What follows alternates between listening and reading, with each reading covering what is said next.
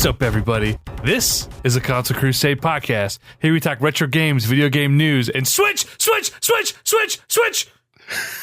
My name is EJ Olson. Joining me today to talk switch is my man Nick Durham. What is up, dude? Jesus. I mean, I'm excited too, but that was pretty excessive, actually.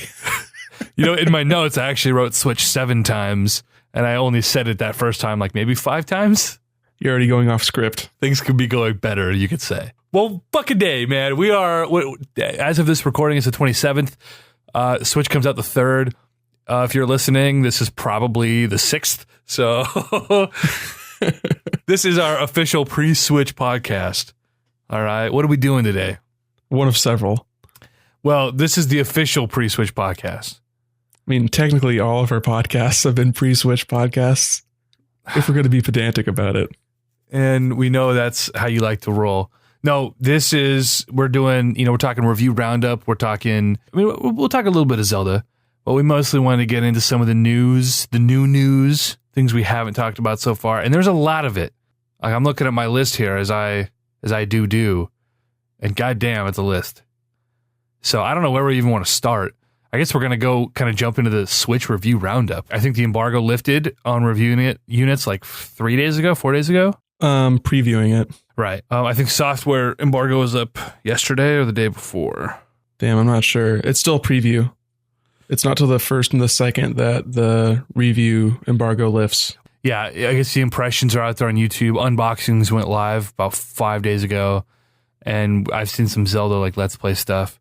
Well, a little bit of it. I've been trying to stay mostly spoiler free, as I know you have. Yeah, the only footage I've seen was E3 and then like some trailers.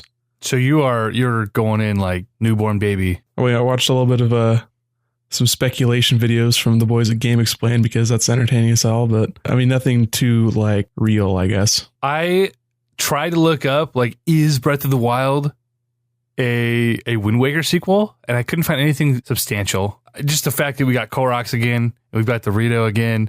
I'm like, dude, this fits somewhere in that timeline, and it tickles me. I'm excited. I mean, I don't think it really matters one way or the other. They're clearly borrowing from that aesthetic. Very similar to that or Skyward Sword. It's closer to Skyward Sword, probably. I don't know. It seems like a pretty fair mashup between the two. Like the cell shading is mighty in this game. I need my Toon Link again. We got 2 sequels in that universe, and those sucked. I never played Spirit Tracks or Phantom Hourglass. I did not play Spirit Tracks, but I did play Phantom Hourglass, and maybe this was just coming from an ill-informed high school kid who didn't like change. Because now I'm just an ill-informed 25-year-old who doesn't like change. But a lot different back then, you see. Having a control Link on the bottom screen with my stylus just fucking pissed me off. Like, this is not right. It's like WoW controls, right? It's like touch and drag. It was really strange. And the graphics look like fucking crap. And, it's just super jaggy. It was the DS. It tried. And in retrospect, I appreciate that it did.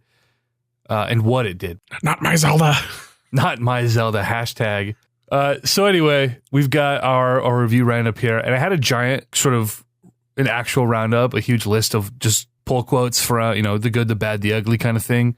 But I'm going to ignore that. And we're going to just touch on a few things here. If you're listening to this, the 3 of you, I'm sorry for one. Well, we always give a shout out to the same 3 people. I'm not going to name you this time, but shouts out to you. You know who you are. You know. Here's the thing. If you're listening to this, the fucking Switch comes out in 5 days now, at the time of this recording. You also know all of its pros and cons, anything people have been talking about, you're aware. But we want to talk about this because we haven't had a chance to. I haven't had a chance to talk to you on or off the pod in what feels like fucking weeks. You've been gone. You're dead to the world. You went to Disneyland or something. I was on vacation. I'm all sunburned. I don't know if you can see on the webcam. No, you got a pink nose. I see that. Oh yeah. I've been peeling like a motherfucker. You look like a lush. To be fair, I am a total drunk. For those of you who are listening, that's not true. I'm lying. Anyway, Joy-Con issues, man. Joy-Con issues. This is the number one thing we need to talk about when it comes to the reviews here. Because we know the Switch, there's nothing terribly surprising that came out with these reviews. What we expect is what we're getting for the most part. Mm-hmm. But the Joy-Con issues, I don't know. Nobody really knows what's causing them. You saw this, though, presumably. Yeah. I saw a video breaking down what's happening and then a compiled list of tweets from various outlets and reviewers that we're experiencing the same problem. So it seems pretty much like unilateral across the board. This is a thing that's happening with all versions of the Joy-Cons, not just the grays, not just the reds or the blues, but it all seems to be happening with just one side, which is kind of weird. That's only happening with the left Joy-Con. Really strange. But it makes sense if there's something inhibiting the signal. The innards of both controllers are different, and they're going to be placed differently just based on where the joysticks are or whatever. So it's like, okay, it's only happening on the left. There's something with the placement of the components that might be causing this. Or what I was thinking, and I was seeing various different speculations on this also, is that it's a power differential, that the right side is getting more power to all of its components because as the NFC and the IR reader, and that the left side is just less powered all around. So that somehow is pushing less power out to the Bluetooth signal. We Andre from Game Explain did, I think, the initial video testing this, where he covered it completely, half covered it, put it behind his back. It stands to reason that if you cover the sensor or whatever is emitting your Bluetooth signal, that it could inhibit the signal and decrease functionality, right? Like humans are made up of water. How much? What's the percentage? 78% water? Something like that? Something like that. We are very dense creatures. Very dense and wet. And we are very moist creatures. And just full of blood. Blood and guts. And those blood and guts absorb those signals and okay, impedes performance. That makes sense, I guess.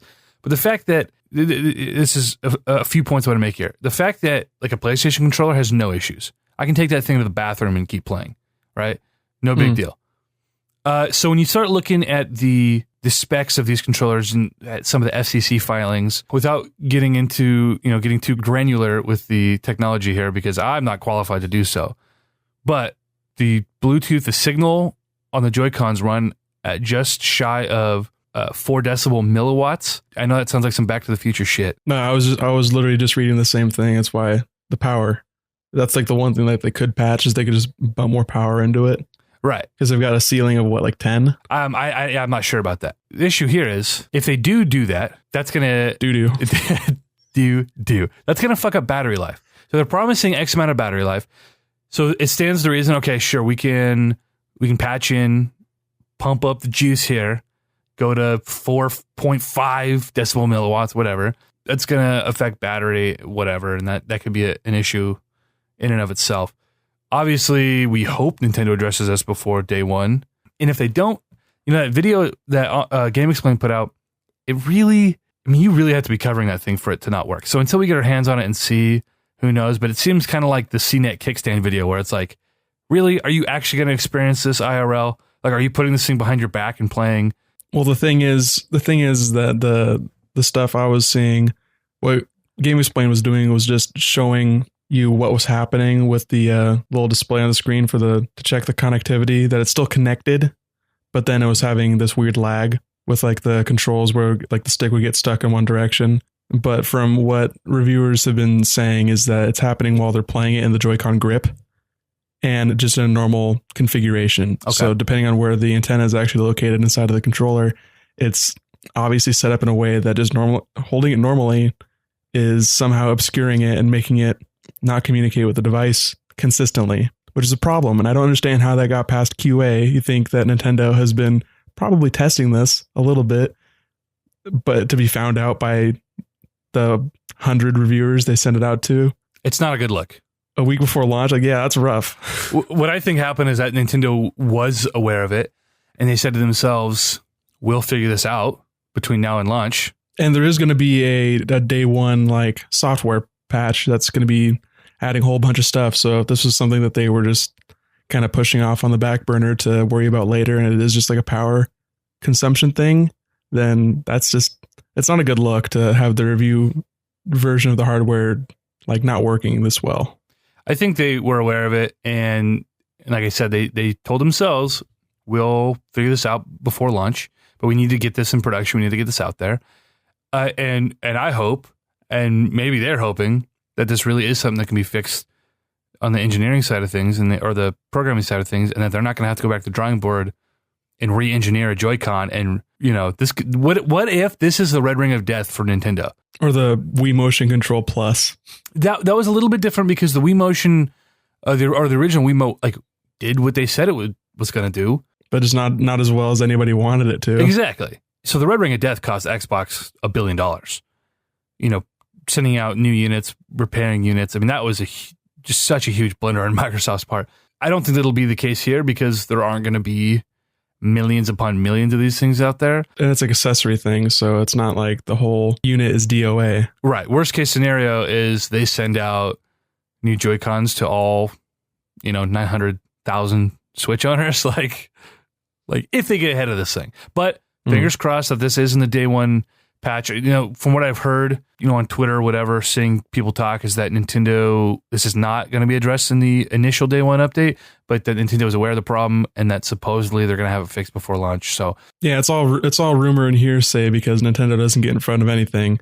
We'll discuss this at a later time. Yeah. So I don't know what the deal is there. I really hope it works. If we're sitting there fucking with Joy-Cons on day one, like that's going to suck, dude. Neither of us are going to be doing that because we are smart people who pre-ordered Pro controllers. That is true. And I'm a smart person who gets to benefit from your Best Buy rewards thing. All right, smart guy. Joy-Con issues, what the fuck ever. Kickstand issues, this is what I'm worried about, all right? Kickstand Gate 2017. Oh my God. What's your hot take on putting Gate as a suffix to any and everything? If I wanted to be a hot take, it would have to be I approve it. And it's a good notifier of the context and what you're trying to say. Like, oh, Gamergate, it's like Watergate, but for gamers, right? ...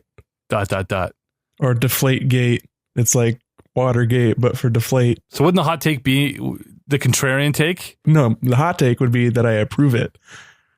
I'm all for it. I love ending words with gate. That's my hot true. Gate. Oh, God. Hot take gate. Anyway, all right, Kickstand Gate. CNET, I think it was CNET, put out a video. It was CNET. Did you see the fucking video? Yeah. Did you watch the whole video? I didn't watch the whole thing. I just saw him push it over once, and I was like, okay. I suffered through the whole thing, and it is absurd. It looked like something out of an infomercial. Like the black and white ones where someone has a pot of spaghetti and they fumble around wildly for 6 whole seconds before they drop the pot, and it's like never. They try to get a cup out of the cupboard and everything falls and they're juggling them and they're like, oh, why did I do this? Right. I kept hearing a slide whistle in my mind. Oh my God. It was absurd. Mind numbing. It didn't illustrate their purpose well enough. And I've heard, people have had some issues with the kickstand, it being kind of not difficult to get out, but it feels like it's going to snap. The build quality on it isn't necessarily the greatest. And because it's off center, then it definitely is a little bit. So I understand the point they're trying to get to, but there's a video of them putting it down and then pushing it over. It doesn't illustrate that at all. It makes them look like idiots. Well, that's the thing is CNET used to be a semi-reputable site. I remember going there in mid 2000s and CNET was where you went when you had these, tech questions. It's where you go when you have to re-download software on your new computer. Exactly. You know how many WinZip trials I got from CNET.com? Dozens. The thing is they, the embargo list in every news site and every tech site and every YouTuber and every fucking person has their shit ready to go and has to stand out in a fucking crowd of people doing the exact same thing. So CNET was we need to, what's our angle going to be that'll draw people to our coverage? And then with the kickstand thing, and I like you said, it makes sense. That kickstand, I was worried about that kickstand the fucking instant I saw it. Because it was off-center, because it was so small, because I assumed the weight of the Switch was going to be pretty significant if they crammed a fucking Wii U inside the thing. I was like, that's potentially going to be an issue. This isn't a crucial feature. Does it work? Does it work well enough? Is it going to break if I sneeze? No, it's fine. It's going to be fine. Ideally, there would have been maybe two kickstands, right? Or even just something sturdier. I do appreciate that they had the foresight to develop the thing with breakaway hinges so that if you try to dock the thing with the kickstand out, it'll intentionally snap off without breaking anything. That's great. But the video, it was... He literally at one point... The guy punches his Switch in the middle of the screen with the controller. Just right in the center of the screen. Punches the fucking thing over. And he's like, you see what happened when you fucking push the thing over. I saw a parody video of a guy going, my computer monitor is really unstable. Like, if you push on it backwards, it flies off. And he literally just pushes his computer monitor over. And it's like, oh my God, what a fucking shitty monitor. It's pretty wild. I don't think it's going to be an issue for anybody. Yeah, it's just a funny, sensational. I just love seeing all the clickbait stuff on YouTube. It's like, Switch is going to be a failure. What's Nintendo done this time? Or, Switch is going to be the greatest. It's going to sell 300 million units. Everyone's going to have one. Yay. It's one or the other. You got to get people to watch your shit. You got to get people to consume your content. It's hilarious. This is why you hate YouTube so much. Yeah. But it's not that bad. I just like to give it shit because it's an easy target. No, I get it. Like, YouTube culture is fucking cancer. Like, I get it. I just want to go watch that video now. I just get a good kick out of it. I wish that the sort of tech game space was like bigger, because that if that were on a more global stage and people had seen that video, like that would have become like instant meme status. That's not necessarily true. It doesn't have to be like well known before it becomes like mimetic. It's just be easy to make fun of, and it just wasn't like that funny. It was just like, oh, another cringy tech video. Have you seen 2017's memes? Yeah, they're fantastic. They've been fucking terrible. Come on. Drew Scanlon just blinking. That's hilarious. Okay, that is one of two good 2017 memes. That one. And the brains. The brains. Yeah, going like becoming one with the universe. That's awesome. I love that meme. But there were like 5 good What in Tarnation memes. 5 of them. Why did that become a thing? It's still a thing. I hate to bring it to you. It's only gotten bigger since yesterday. The initial meme wasn't that funny with the dog. Dude, the dog was hilarious. It was not funny. I have that dog saved on my phone. So what, Tarnation? Terrible meme. Anytime a Shiba Inu's wearing a hat, I'm going to like it. Okay. But that's just there's no context. I don't like that fucking shitty non sequitur crap. Like, no, the context is a dog wearing a cowboy hat, and he's very surprised. Oh, okay. It all makes sense now. To be fair, that's funny. When you look in comparison to Cash Me Outside and oh god, that was so forced. I don't know why. That was a Facebook meme. It was garbage. The guy pointing to his head, like that took a good week before like anything good actually came of it. But I don't know how it took off because it wasn't funny. The reason that one took off is because it's applicable in very like a lot of scenarios.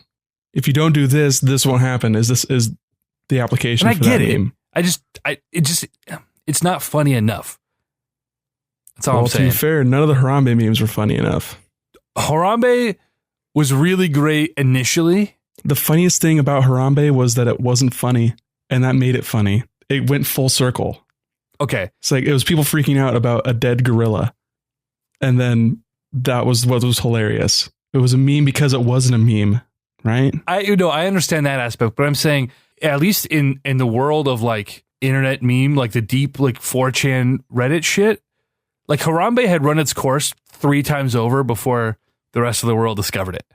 Like it lived and died, and then 2 months later, Facebook got a hold of it, and then it lived for another 6 months. And it was like, we did this whole thing already. We did the Harambe. Like, I get what you're saying. It was funny because it wasn't funny. I guess that's exactly it. Yeah. But that died before. It got dragged into the dirt, and then the dirt itself became funny. It was a good time, though. But 2016 was a good year for memes. Mm-hmm. And 2017 has been really weak. What was the other one? Help me here. What was January? Oh, Salt Bay? What the fuck, dude? Yeah, Salt Bay was forced. That was another Facebook meme. Oh, my gosh. I think my favorite meme from 2016 was that, I don't know if it reached much further outside of just like the specific subreddit, but there just was this escalation of memes featuring that fish from SpongeBob holding the hamburger. And it started out, and the meme was when you're at a party and someone says that they're the best at Smash, and it's just him holding the hamburger and looking over, just completely disgusted. Like, I can't believe you would say that because clearly he was the best at Smash. And then it just took off from there. And it was just this huge, like, inter-meming war. So 2016 here. Are you looking at a breakdown of the 2016 memes? Do you remember Dat Boy memes? That was so long ago. Yeah, that was the takeoff for a lot of people for what meme culture was. Oh shit, what up? I love Dat Boy. Beautiful moment in time. I didn't like Arthur's Fist. Arthur Fist memes are still pretty funny. I think there are a few decent ones, but it was when it started getting really meta. Do you follow Chrissy Teigen on Twitter? I do not. She's married to John Legend. I guess someone finally told her that John Legend looks like Arthur without his glasses. And he totally does. And then someone photoshopped Arthur's fist onto a picture of John Legend wearing a yellow sweater. And oh my God. Okay, so that's the kind of crap when it gets deep like that. It can come back occasionally. I like that. All right, Blurry Mr. Krabs, talk about applicable in all situations. Well, see, the thing is that was just one of the many offshoots of just bikini bottom memes. Because that's a meme economy in and of itself. Like that is the California of the memes United States. You know, it's got a huge GDP. It's got many returns because everyone remembers SpongeBob and it's hilarious in almost any scenario. Kind of like the meme of just SpongeBob at the stand and then he puts out a different sign and there's all those people. That's so mimetic. You can put anything on that sign. That's classic. Do you remember the Bone Apple Tea / Bone App the Teeth meme? Yeah, that was a bit popular on Twitter for a second there. I like that just because that's like, that wasn't forced. That was people literally just searching. No, it was forced after about 4 of those. Well, they all do. It's cyclical. It's like the all of garden, you know, like it becomes like, oh, I found this funny thing. And then everyone else is like, I'm going to make this tweet and no one's going to know that I'm doing this. Then other people are going to find it, be like, this guy did a dumb thing. Like, no, they did it on purpose. All right. What about Obama Biden? That was such a great week. Oh, the Biden memes were so bad after a day. But dude, no, it was like a solid week of really great quality content. No, it was not a week. It was just a lot of people that were upset about Trump winning, and then they're like, we need to hold on to Biden. This weird, creepy man that touches women. He is our hope. What about Gavin, the little boy with the fucking the most emotive expressions, the disgust, the fear. You know what I'm talking about? Maybe? I don't think so. The only one that I can even think of remotely is that fat magician kid with the thick glasses. No, you've seen this guy. Ah, man, I wish I could send it to you right now. You've seen this guy. Evil Kermit. I'm on the fence on this one. Evil Kermit was hot for a good while. I was never a big fan. It got run into the ground. I appreciate it because of how applicable it is. And that made it, because it's just a picture and then you put whatever text you want. It became really big on Twitter, which I saw it a lot on Twitter. And then I saw a lot of people tearing it down, which then made that funnier. Ted Cruz's serial killer. That was a fun week. That was a fun one too. Yeah. You know what else one I didn't like at all? I did not like the repeating, going down and like drawing it shittier and shittier in MS Paint and then adding words. Didn't like that one. Really? I saw a couple good ones like that. It only works as a forced teardown of like specific memes and has to be done well. Otherwise, it's just like, oh, here's 2 things, or here's a picture and describing it, and then like it's not as applicable. It's only good in the context of other memes. What was it wasn't the Harlem Shake, it was the Mannequin Challenge in that same vein. Yeah, the Mannequin Challenge. That's not a meme. That's like saying the ALS Ice Bucket Challenge is a meme. That's not a meme. That's true. That's right. It's a video trend. Yeah, fair enough. What about Conceited? The fellow looking sideways with his lips all puckered up.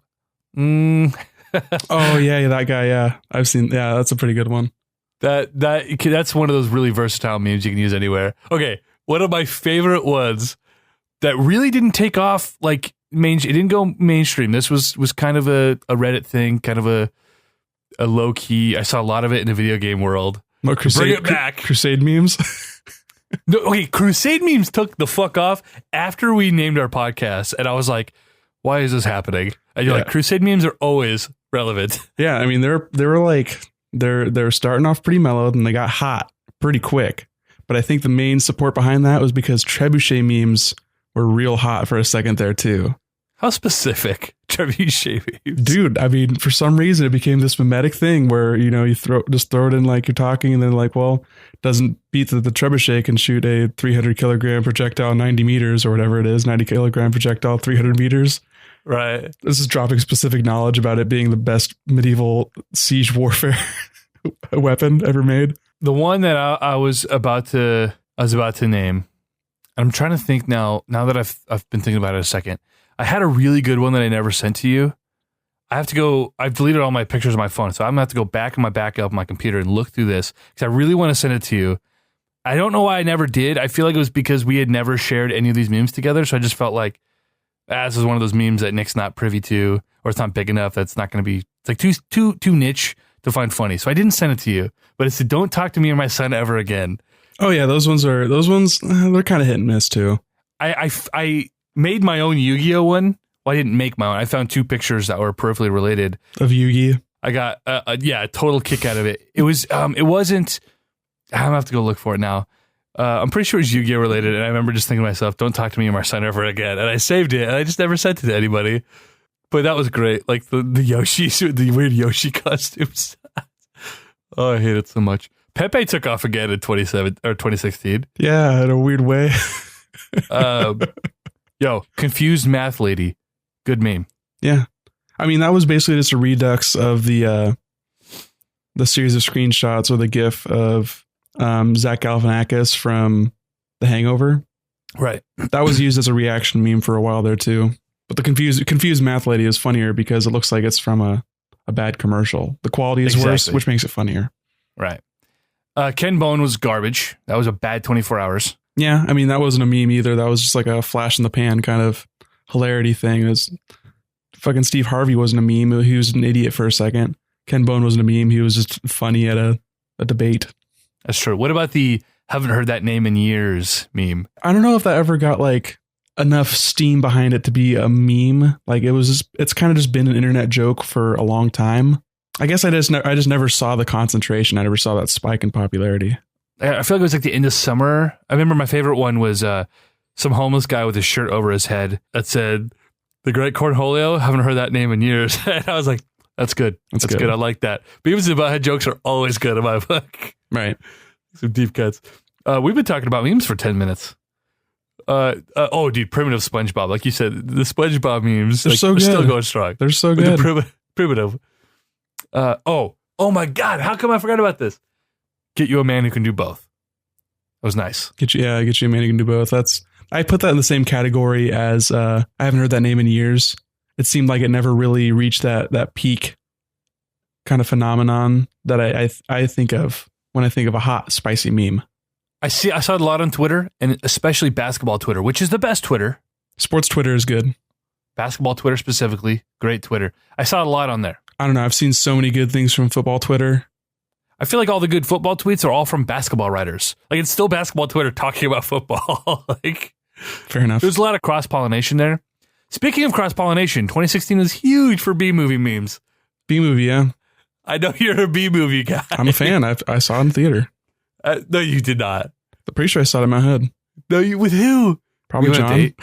No, you guys went to B-movie together. I mean, we saw Over the Hedge together too. Okay, Over the Hedge is great. Over the Hedge is as good as B-movie. I hate to break it to you. Wow. Ooh. What's his name in Over the Hedge who plays... Wasn't it Bruce Willis was the raccoon? Yeah, Bruce Willis was the raccoon. I think it's weird that was a DreamCast. DreamWorks. It's a Dreamcast game. It was a Dreamcast movie about a newspaper comic strip. What's up with that? It's weird, right? It's like if they randomly did like a high and lowest Pixar movie. I feel like everything DreamWorks does. What have they done recently? DreamWorks did Shrek. Yeah, and recently. They had, 2 good Shrek movies, but they keep pumping those out. I don't think they really have. They haven't done like a mainline Shrek movie in a long time. Did they do Ice Age? They keep pumping those out too. They did Ice Age. And those are still coming. I thought there was only 3 of those. I feel like there are like 5 of them. I'm not informed. That's okay. We're gonna get back to video games though. I don't know how long we just spent talking about memes, but it was good. You know why? Because memes are good and memes are great. That B-movie meme though was real funny. There was a guy who live streamed him typing out the B-movie script on a typewriter on Twitch. And that's hilarious to me that it got to that point, that humanity is so stupid and self-referential. I'm baffled. That it got to the point where probably thousands of people watched a man type on a typewriter the B-movie script. I love how stupid that is. That's the kind of shit I can get into. That's so fucking absurd. It's beautiful. How did it get to that point?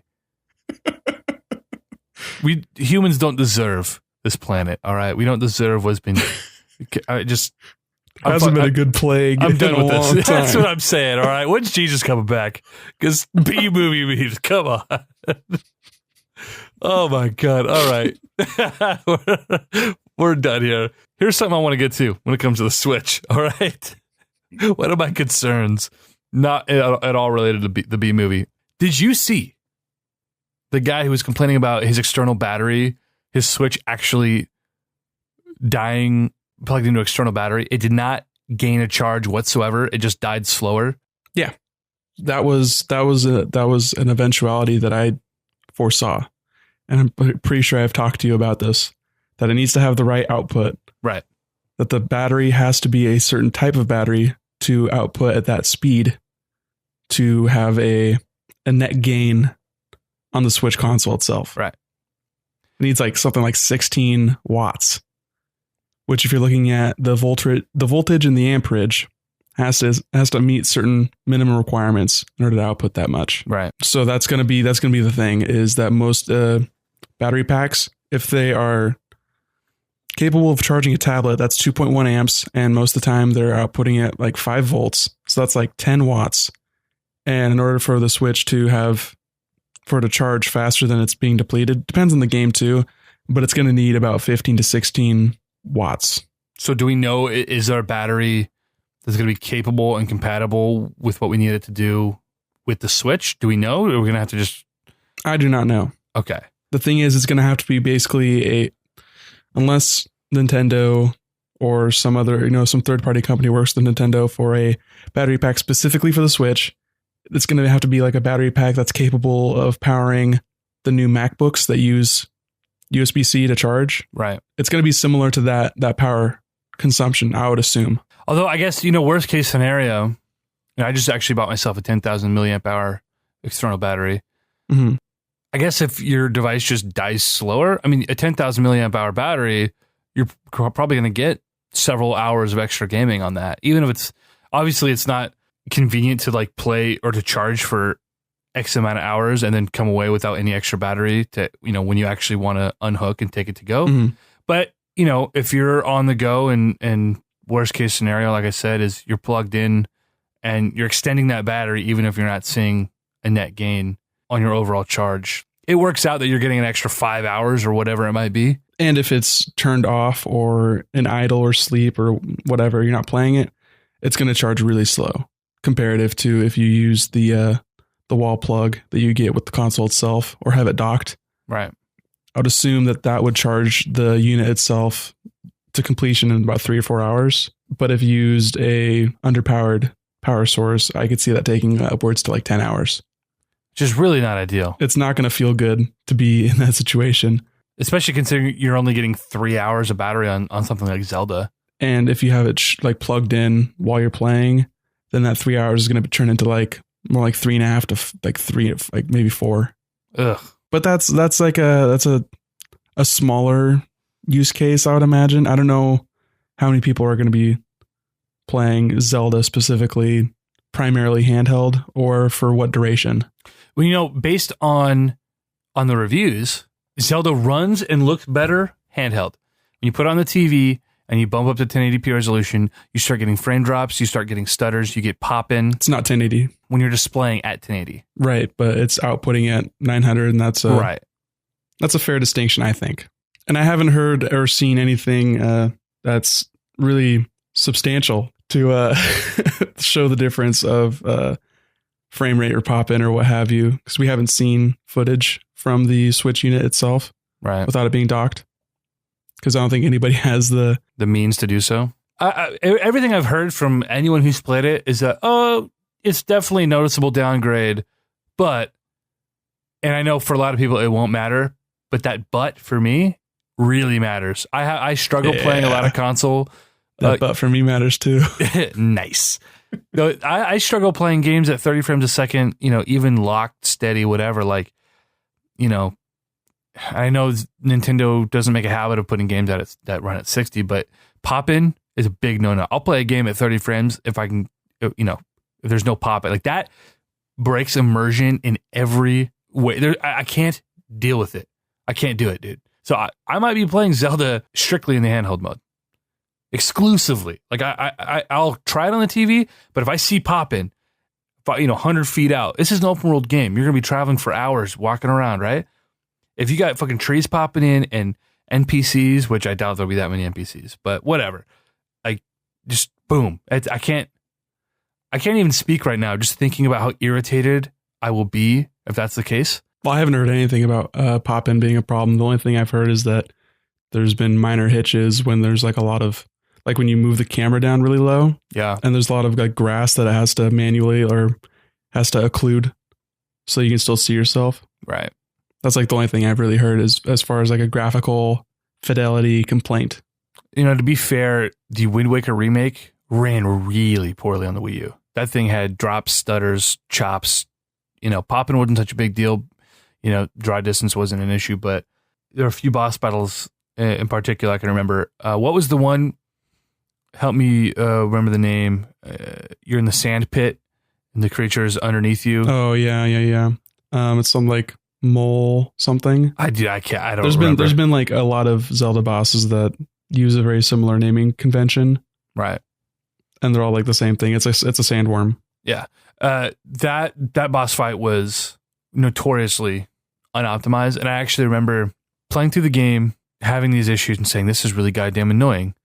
Especially when you're in an isolated area. Like you're in a little cavern. Like it's not even rendering that intensive graphics, right? I'm not in this open world with these crazy dry distances trying to, spawn and populate this island in front of me. Like I'm just in this room. Why is it doing this?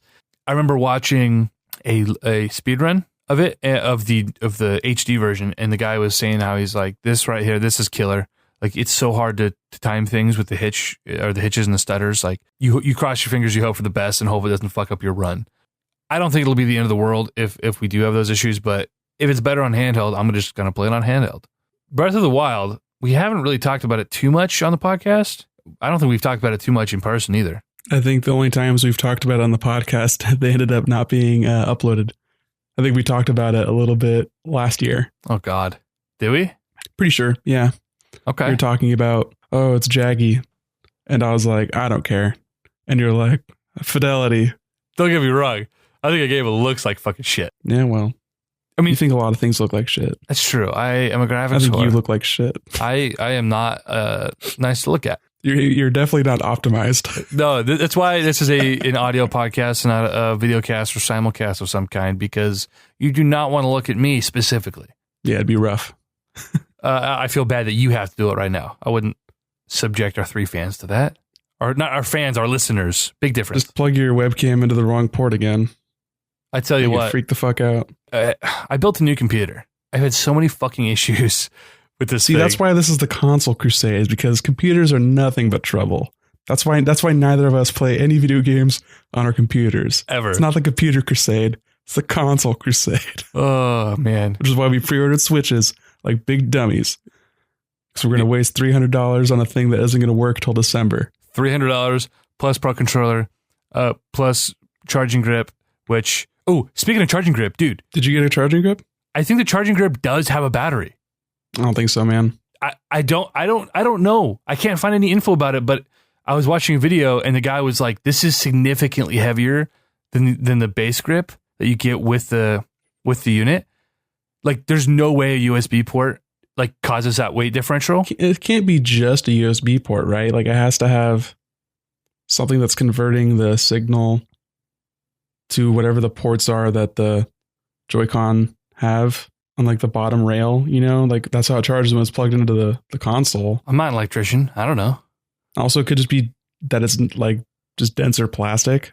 Yeah, that's maybe. That's the one thing. Like people complain about, oh, it doesn't come with a Pro Controller, it doesn't come with a pack-in game.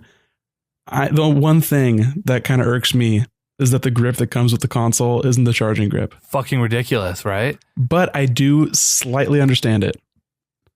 How much money can I be saving them? Fucking cheapskates. Do you want to know why I slightly understand? It's not a money thing. Okay, why? Well, it is tangentially, but if you have the charging grip, the way you charge with the charging grip is the USB-C cord. The only time you need to charge with the charging grip is if you're playing while you're charging it. It's because your Joy-Cons died. Right. Which you will not be playing in tabletop mode with the charging grip charging and the Switch not plugged into anything. That's the narrowest use case ever. So it'd have to come with 2 charging like AC adapters. And those things they're charging $30 for too. So it's like a double the cost kind of thing. I mean, that's a good point. And I don't foresee a time where my Joy-Cons are going to die. Not everyone's going to have a Pro Controller. And so what if you're your Joy-Cons do die and your Switch is docked, but you want to continue playing, you don't have a Pro Controller. I understand that they say that you're going to have 20 hours of battery life. I will see if that's actually true, especially if they have to pump up the milliwatts on that Bluetooth signal. Yeah, it'd be interesting to see if that really makes the battery life that much worse. And really 20 hours is better than any other current generation stuff that isn't made by Nintendo. That's true. But the thing is the controller, ideally, I'd plug my controller in every night when I'm done playing, and it'll be charged up, and I'll get at least a full day of gaming out of it, if not more. But it never works like that. It's never, no one is ever perfect about plugging the controllers in. The battery life varies. It's not like my PS4 controller is going to get a consistent 8 hours. Like, that's not the case. And it always dies in the middle of a session or right as you go to play, and it's like, shit, I got to plug it in and be tethered now. If you want to play on the TV and your one Joy-Con happens to die or whatever, it's like, well, shit, my option is to either play it handheld or buy a third, accessory. Or it's like, it is inconvenient, and there will be cases, however narrow. It just seems like, I think it's just a lot less inconvenient than if you were playing your PS4, your DualShock died, and the only way to charge it was like a mounted thing. Like, that isn't the only way to charge it, but like, if you're comparing apples to apples. Obviously, this won't be an issue for us because I intend to really never, ever play with a Joy-Con grip. That's going to be basically 2-player only. I'll have my Pro Controller with me, and I'll have the Joy-Cons, and It depends. I'll probably end up getting Mario Kart 8 Deluxe, obviously. Oh, yeah. And then I'm going to want to play with my mom, and then I'll let her use the Pro Controller, and I'll use the Joy-Con with the grip. Why wouldn't you let her, she's got smaller hands, why wouldn't you let her use the... I mean, I would just like see which one she wanted to use more. Oh, fair enough. Or even just use the two Joy-Con individually. I'm excited about that, just to kind of see how it feels to be just kind of loose and hanging at my side. Yeah. Hey, you never even played Mario Galaxy. That was the best thing about Mario Galaxy, man. It was just like, you don't know how long. There was like a month where I was just playing Mario Galaxy 1 and 2. And every day I'll just get up and I would go sit on the couch and just like, my PJs, have some chips and salsa. I'm all ready. Just lean back. Just as lazy as could be. Just gotta get those star bits. I'm trying to think of any Wii games that I played where I could set. The only game I actually played was Smash Bros. And I tried doing You played that with the nunchuck? I tried, dude. It was a fucking travesty. It was such garbage. That sounds terrible. Oh yeah, it was. You've got 2 buttons on each controller. It's not good. I appreciated the convenience of like not having my hands, bound together in the middle here. So we'll see how this works with the Switch. I'm excited to try it. Maybe play one hand above the head. I get some weird positions. One hand down the pants.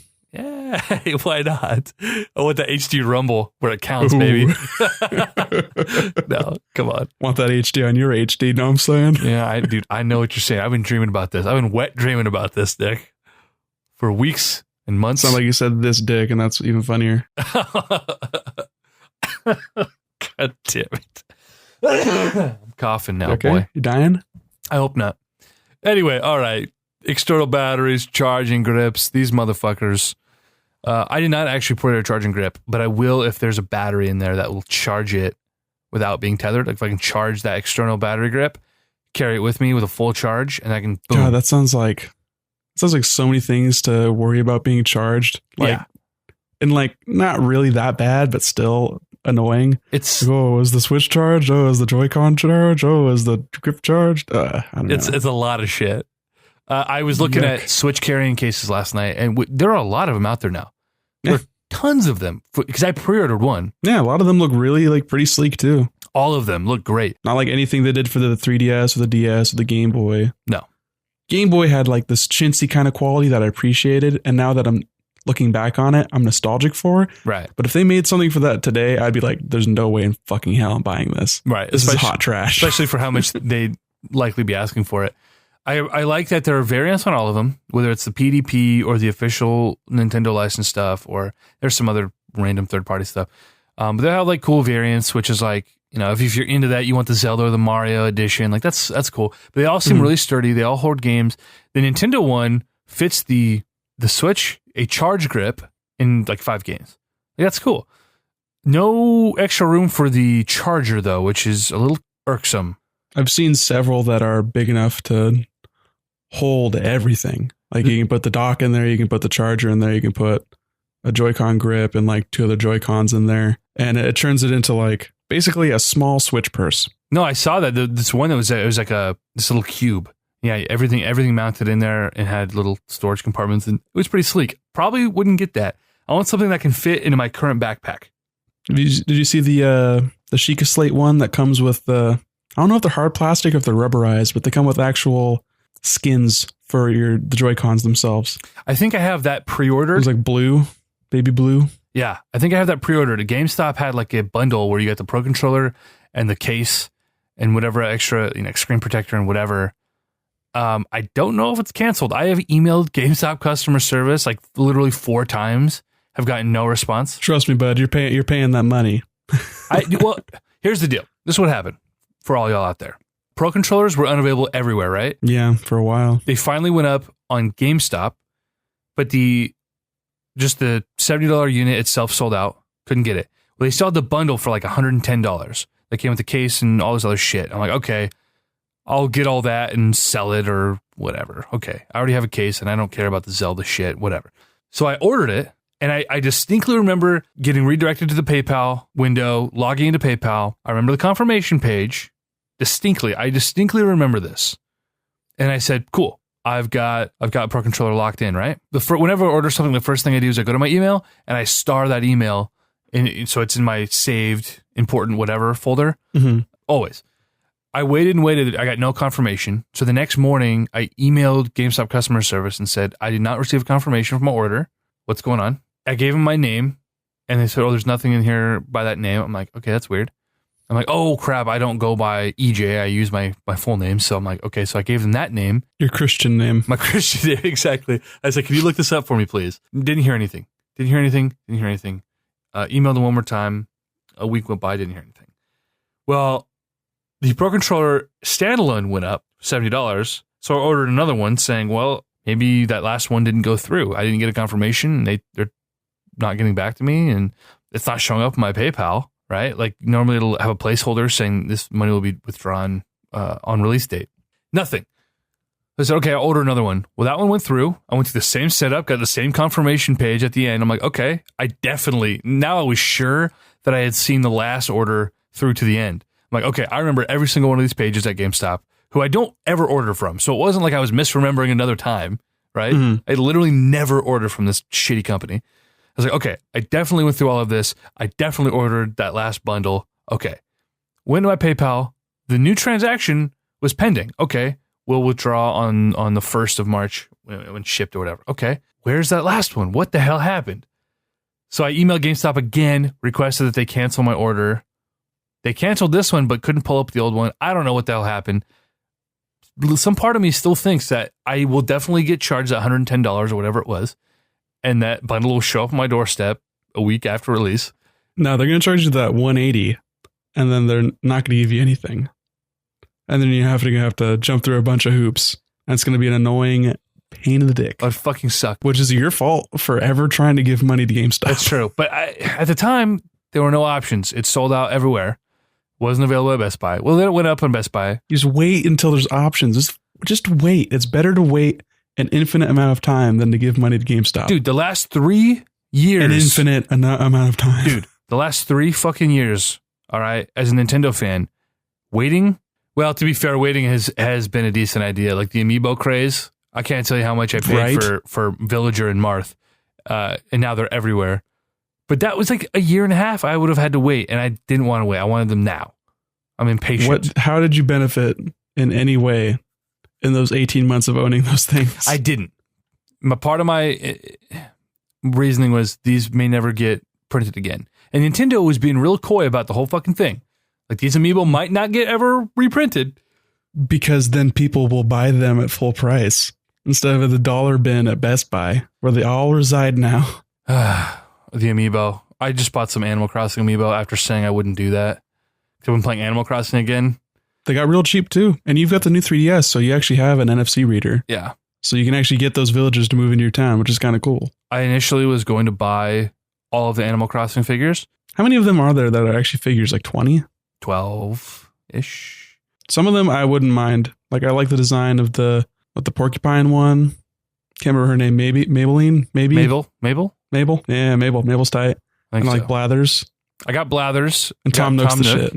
And the young Nooks. I ordered the young Nooks. The ones I didn't order. Maybe I did order Kix. The Kix guy. I don't remember now. Oh, and what's her name? The assistant. She's cool too. There's 2 iterations of her. There's a variant. Are there? Summer and winter. Oh, that's cool. On Isabel. Isabel. That's her name. I couldn't think of her name. And then her sister Digby, who runs the Happy Home Showcase. And then there's Blather's wife. Wife or sister? Sister. Little sister. The red owl. They're not allowed to fuck in Animal Crossing. No, that's really not allowed. Not okay. Their bedrooms have 2 beds. I didn't order her, and I didn't order... Oh, man, what's the other one? So people that I have never seen in my towns before. You should get the sheep clown. He's awful. I hate him.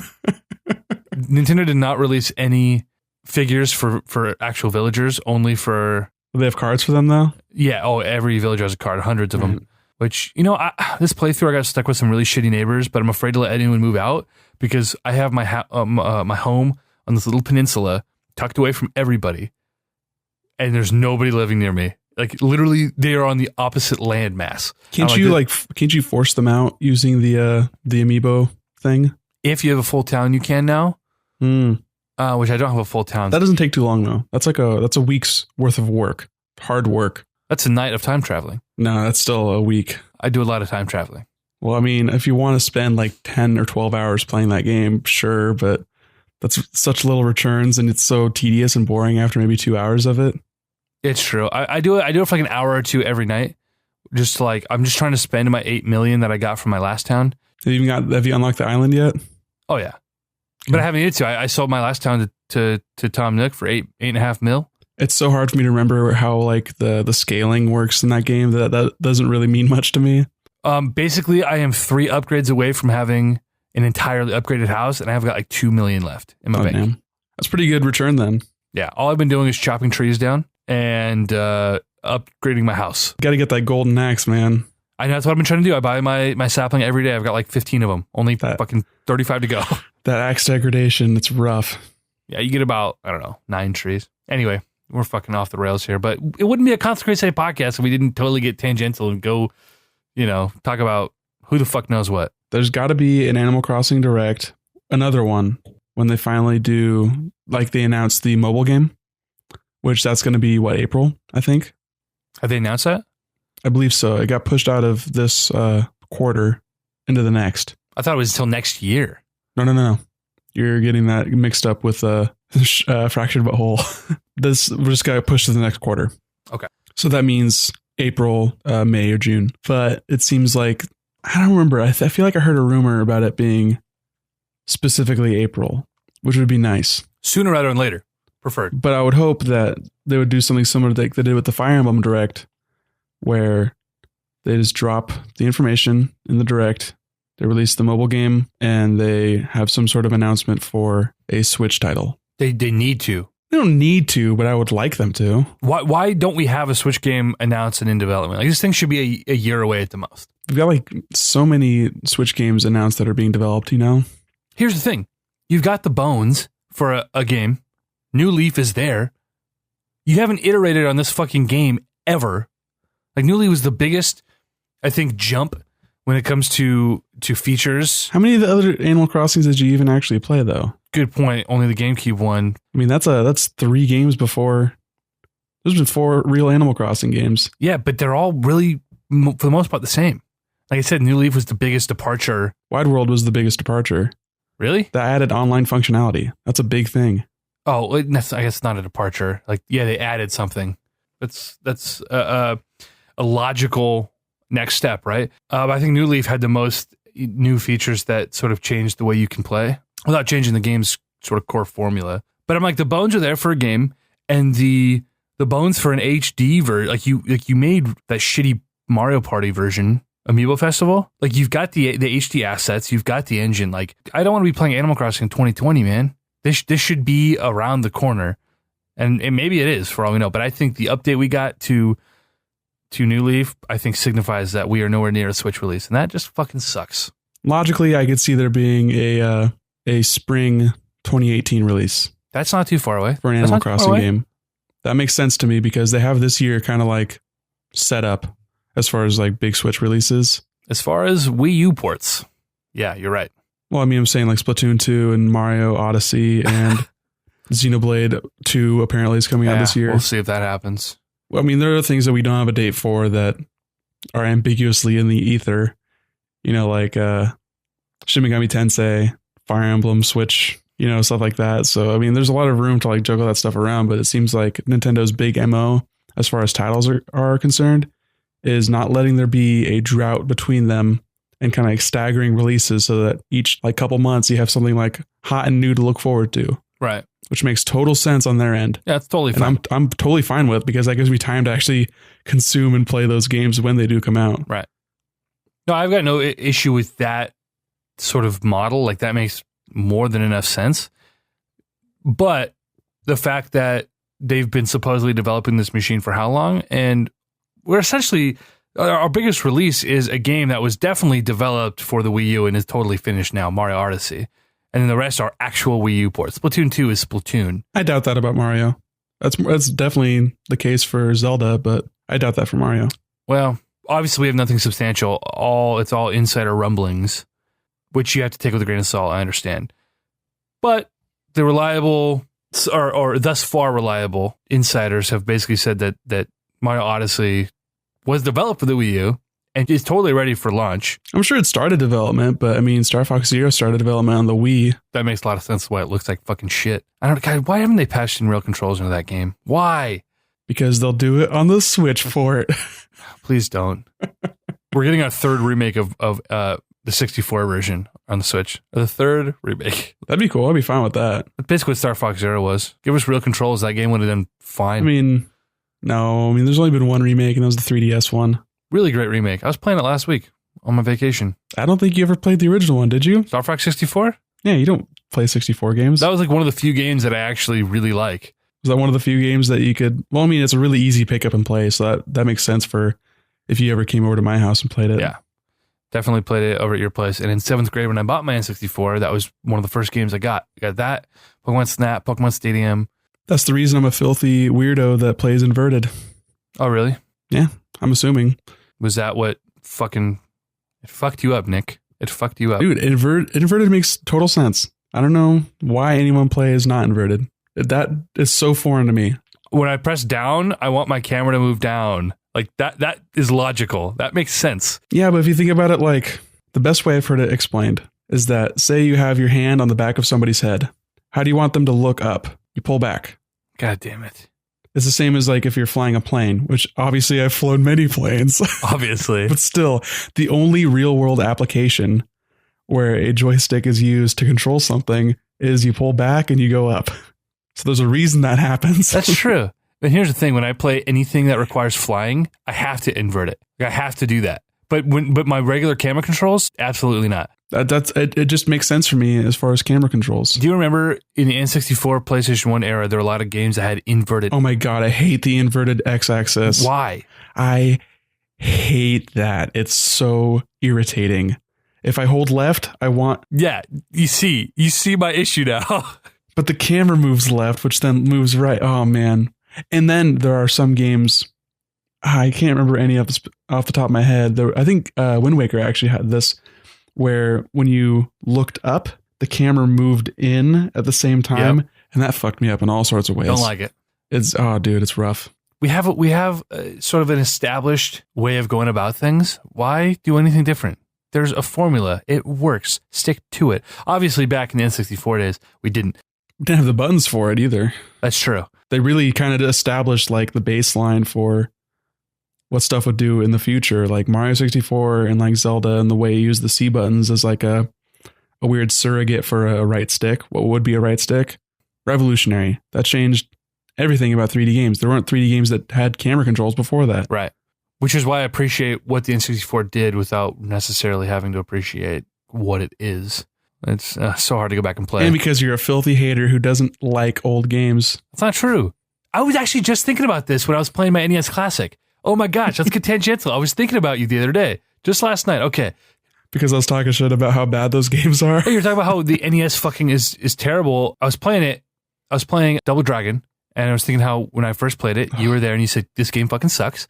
And I said, Nick, you have to realize, like, this is 1987 or whatever. You have to look at it through the lens of 1987 and what it was doing at the time. And then I was like, shit, I can't use that argument because I use the opposite argument against games like Ocarina of Time. Shit, I've trapped myself here, okay? And then I was thinking, you know what? The NES, it is hard to go back and play a lot of those games because they don't hold up, right? The SNES, the best games on the Super Nintendo are still the most refined, perfect versions of a lot of these genres and a lot of these kinds of games. Like Super Mario World is the perfect platformer. It has not been improved since in any meaningful way.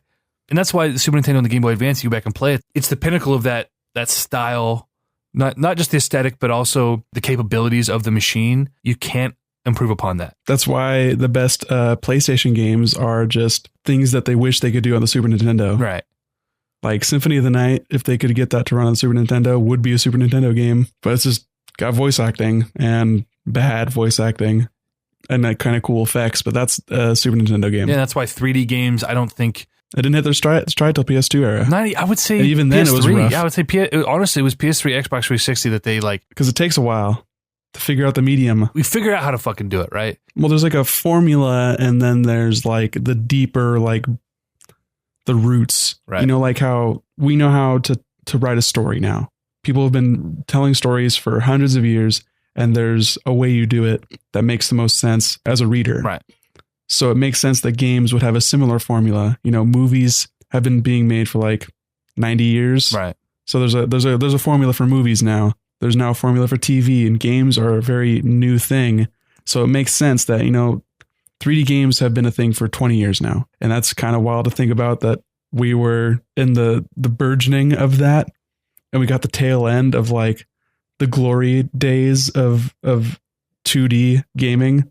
That's why the Super Nintendo is the best console of all time. Straight up. Because it has the best games, because it is the pinnacle of that format. Mm-hmm. And any 2D game now is just hearkening back to things we learned over 20 years ago. Right. And that's crazy. Super Mario World was a launch title on the Super Nintendo. Yeah, that's crazy. It was a pack-in. That's crazy. 91. Totally wild, man. And that's why I think the N64 didn't hold up at all, is because they were trying to figure it out. The N64 is the Atari of 3D games. Totally. Like, you can't go back and play an Atari and actually appreciate it without that nostalgia. Like, you can't go back and say, oh, I'm having a fun time playing the original Pitfall. No, you're fucking not. Without the nostalgia, without the rose-colored glasses, no, you're fucking not. But a total newbie, like my little brother, who's 8 years old, can go pick up and play Super Mario World, and it's the best game he's ever played. Whereas if he went and, you know, was trying to play, like, the original Legend of Zelda, that's fucking rough. If you don't have the nostalgia, that's a rough time. It's hard to go back. So a lot of the games on Super Nintendo really hold up today to, you know, modern sensibilities. And so that's why I appreciate that console so much. And again, same with the Game Boy Advance, which is just a perfected Super Nintendo in a lot of ways. Not without its limitations, but... And that's why I understand the hype behind VR, because that's the closest thing we're ever going to get to another big breakthrough. Right. Between like the jump from 2D to 3D. There's never going to be another big... Not that I can think of, at least, that immerses. You're never going to have that jump in fidelity that you get from actually rendering something versus just the pixel aspect of like the sprites and stuff. So that's why I get why people would be hyped about VR, even though it's not necessarily going to be analogous. You know, I thought about that. I was watching a evolution of PlayStation graphics video, and I was thinking about that, how, man, games don't look much better from the PS2. Honestly, I was looking at God of War footage, and I was looking at Yakuza 0 footage. I'm like, yeah, there's a difference, but this really isn't that meaningful. I feel like... I've been telling you, man. I've been telling you we're not going to get a jump that we got from PS2 to PS3. That's going to be the last time there was a big jump. And even then, that wasn't that big of a jump. But I feel like we have so far to go when we're talking about, you know, the current 3D graphics. It's all going to be physics-based stuff in the future. Some of these games I'm looking at, I'm like, we're going to hit photorealism at some point. And I mean...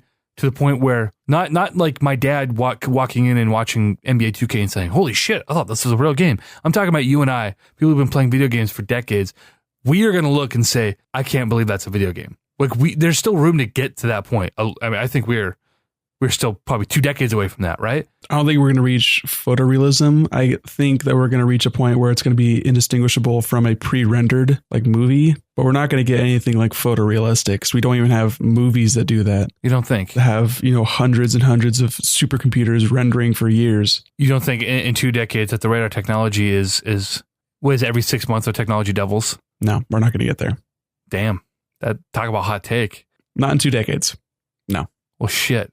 Taking the wind out of my sails. Maybe in like 50 years, and even then it won't be consumer grade. Holy shit. Obviously, just wild speculation here. Totally uninformed on both of our parts. Mark your calendars. I'm telling you, 50 years, photorealism? No. Damn. When it comes to movies, we are getting so much closer. I know you thought Tarkin looked like shit. Oh, he did. He really did. Even Leia looked like shit. Leia, I think, was a little rougher. And that was a short shot, too. I thought Tarkin was masterfully pulled off. Tarkin looked like he was out of the Clone Wars. Come on. It was not that egregious. It was pretty bad. I feel like you noticed that it was CG and that's all you focused on. That's what the brain does. It notices when things don't belong. That is the number one thing it does. As a visual medium, that doesn't fit in. That's wrong. And then you fucking focus on it, which is why they should have made like 30 scenes where he's the number one thing in focus. Dude, I thought it was brilliant. I said to myself, okay, it's obviously CG, and there are a couple of parts that are a little bit wonky, but this is an insane leap forward when it comes to movie making magic. This technology in 10 years, and I know it sparked a debate, like, are we going to start replacing actors, and what does this mean for, resurrecting deceased actors and whatever? It's like, that's amazing. In 10 years, that Tarkin, like, look at 10 years ago. What is 2017? Look at 2007. What was coming out in 2007? Avatar was in the making. Right. Avatar was 09? 09. Yeah, late 09. And that game, that movie, technologically, that was something. But 2007, I'm trying to think of some of the blockbuster releases at that time. So 07. Well, even looking at, like, look at the early 2000s. The Phantom Menace was sort of ushered us into this new age of movie making technology. Yeah, and I think it would have happened anyway, but it really fit in a space fantasy like Star Wars. Sure. Just look at what's happened in the last 10 years, the last 20 years. In another 10 years, that Tarkin technology is going to be unreal. Yeah, and then also in 10 years, people are going to look back and we'll ask ourselves, how did we ever think that was impressive? Sure. It'll be a time capsule of our hubris. There's a really, it's kind of sort of an interesting thing I wouldn't mind getting into, not on this podcast, but I go back and I've watched evolution of visual effects. There are a couple of film channels on YouTube that I follow, and they've done some different things. And it's really interesting to go back to like the early 1900s and seeing how they pulled off some of these. Obviously, the effects don't hold up. When I put myself in like that headspace and that time frame where I'm like, in 1914, how the fuck are they compositing this sort of thing and doing these effects? Or even the one thing I think of is it was a black and white movie for Dr. Jekyll and Mr. Hyde. Right. And the way they used makeup and shining different colored lights that completely changed the way this person looked. Stuff like that is really, really amazing to me. Totally. And I appreciate that more than somebody clicking away at a computer, even though objectively it's more work and it looks better if you do it on a computer. Right. Something tangible about like someone handcrafted it. I get it. It's beautiful. It's amazing. Or seeing how Kubrick did the weird psychedelic scenes in 2001: A Space Odyssey. Right. Like that was all like manual. Did this like weird thing with paintings and like moving a camera and like doing this weird like shifting of dude, it's crazy. I saw a guy who tried to reenact how he did it and do it himself. It was crazy. It was really cool. It's easy to take for granted what we do now. And I would argue that it is infinitely more difficult. And you have to be exponentially more like skilled to do these things on a computer. But because we see this every day in our everyday lives, like we're using these supercomputers in our hands every day. We are playing these video games that are doing these things. So when you see it on screen, well, whatever, that's no big deal. But it's like, no, this right now, we're at this pinnacle of like movie making technology. Remember when Terminator came out? Not remember because we weren't alive then.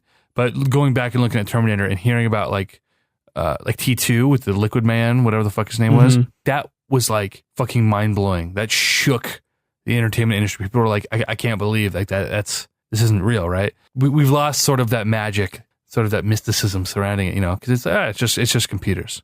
That's all. It's just computers. But we are getting that with video games, with how they're approaching realism and just how good like games like Uncharted or Horizon are looking, or the facial capture stuff that Kojima's doing with like Death Stranding. And I think that's important and that's really cool. Movies that are made with like stop motion are still really cool and look really great to me. I haven't seen Kubo, but seeing that animation style, like it brought joy to my heart. Like it wasn't some photorealistic, it wasn't some high quality like Pixar or Disney animation. It's just some paper dolls basically. Right. Graphics are not the end all be all. If I had to sacrifice one thing in a game, that'd be the first thing that I would sacrifice. Really? Yeah. If you took like a full experience and you're like, you can sacrifice one thing to keep everything else great, would you rather play Uncharted or Mario World? See, that's different though. That's totally different. It's different because they're different styles of games, but I think it's sort of relevant in that the gameplay is the main thing you're playing with Mario. Not playing Mario for the story. No. Or for the graphics, really. I think Super Mario World would be a lot less great if it had Mario Bros. Graphics. Really? I think it'd be just as good. Again, Super Mario World is like the pinnacle of 16-bit graphics. Obviously, it's a different aesthetic. Like there are more beautiful games, but I'm saying as far as like that aesthetic, you haven't seen anything better. I would even say that Mario World 2 looks better. I don't know. They had a really weird hand-drawn aesthetic. Yeah. That I wasn't particularly a fan of. See, you know what? I actually learned something recently that aesthetic was a sort of like a fuck you to the higher ups, because they were telling Miyamoto that they had to make it look like the pre-rendered graphics that like Donkey Kong Country was using. Oh, right. And he's like, no, this won't look good. And you still see it in like cutscenes when you die. You're carried away by these like the flying Koopas with the weird spinning glasses. But those are like the pre-rendered like claymation looking shit. And it's so jarring and it looks bad. You're like, okay, I'm glad that they went with the crayon style. Well, does it look bad? Is it just because the juxtaposition against... It looks bad because of the juxtaposition. I've personally am okay with and I'm a fan of the Donkey Kong Country style pre-rendered graphics. Pre-rendered graphics are beautiful. Yeah, the Mario RPG graphics look good. It doesn't always look good, like specifically Clay Fighter, but I think that kind of looks bad on purpose in a way. But I still like Clay Fighter looks better than Mortal Kombat. Mortal Kombat looks like ass. Mortal Kombat is historically looked like shit. They didn't have a good looking Mortal Kombat game until like MKX. Like the 360 games like still look like shit for their era. Yeah. I don't know. That's just, it's sort of the charm of Mortal Kombat. The Mortal Kombat versus DC was okay. I shouldn't play that one. I think the last Mortal Kombat I played before MKX was on the Deadly Alliance. I want to say on the PS2. Was that the one before Armageddon? Like right before? I might be talking out of my ass right now. I've got it on my shelf. I could go look. But that's a lot of work. They're a different studio now, so yeah. I don't know. Graphics is so like it's a weird, ambiguous kind of thing. But the first thing anyone that I've talked to says when they're complaining about the Switch is like, oh, why didn't they make it a real console? Why it's not going to be powerful enough to play as third-party titles? And like, yeah, that's kind of the landscape of video games, but it also, there's been this like huge upsurge in indie titles that are like relevant. You know, people talk about games like Stardew Valley and Shovel Knight, and those are by no means graphical powerhouses. Indie games are going to be smaller, obviously. So the one thing they're not going to pour as much into is making a game look photorealistic and spending the hundreds and hundreds of man hours in Blender and Maya to make a game look beautiful in that way. I agree with you to a point. Yeah, you look at Shovel Knight. That doesn't have these insane 3D graphics, whatever, but like, look at the art style. That right there, like that's as good as that aesthetic can be. Yeah, and that's a lot less work than sculpting Nathan Drake's face. I would disagree with that. I think hand-drawn sprites and I don't know, maybe you're right, but I feel like that's a lot more work going frame by frame and hand-drawing sprites. That fact gets thrown around a lot, but I've yet to see the evidence behind it. For something like Shovel Knight, that's a 16 by 16 sprite. There's not a lot of work being put into that. Yes, it looks beautiful. Yes, it's lovingly made, but there's not as much work as rendering a huge 3D model like in a AAA PS4 game. Well, to be fair, the computer's doing most of the work on that 3D model. But that's still a multiple 100-person studio working on that game. The thing about the graphics and saying, oh, that's the first thing that would go, there are different levels to it, because if you a 16-bit inspired game is different than something like Uncharted. But Uncharted, if they released Uncharted 4 and it had PS2 graphics, it doesn't matter how good that game was, that game fails. To me, because we sort of hit the ceiling as far as gameplay, like there's only so much you can do to improve what we already have. Now it comes down to story, characters, graphics, like things that you can continue to improve on and make quality. Yeah, but the gameplay in Uncharted isn't that compelling to me. And why would I play that game if the gameplay isn't good? If I could get that same experience, but in a movie, I would probably rather watch the movie. Oh, I don't disagree with that, but we don't need to get into piss off Uncharted fans. Yeah, well, I mean, I'm just using that as like an example of a game that looks really good, and I'm praising that game for being a very good looking game. But I'm saying that that's diminishing returns, and we've reached a point where, for me personally, I would be fine with GameCube level graphics if it meant the gameplay was fantastic, and if it was something new and like approached in a different way. Graphics are not the thing that sells me on a game.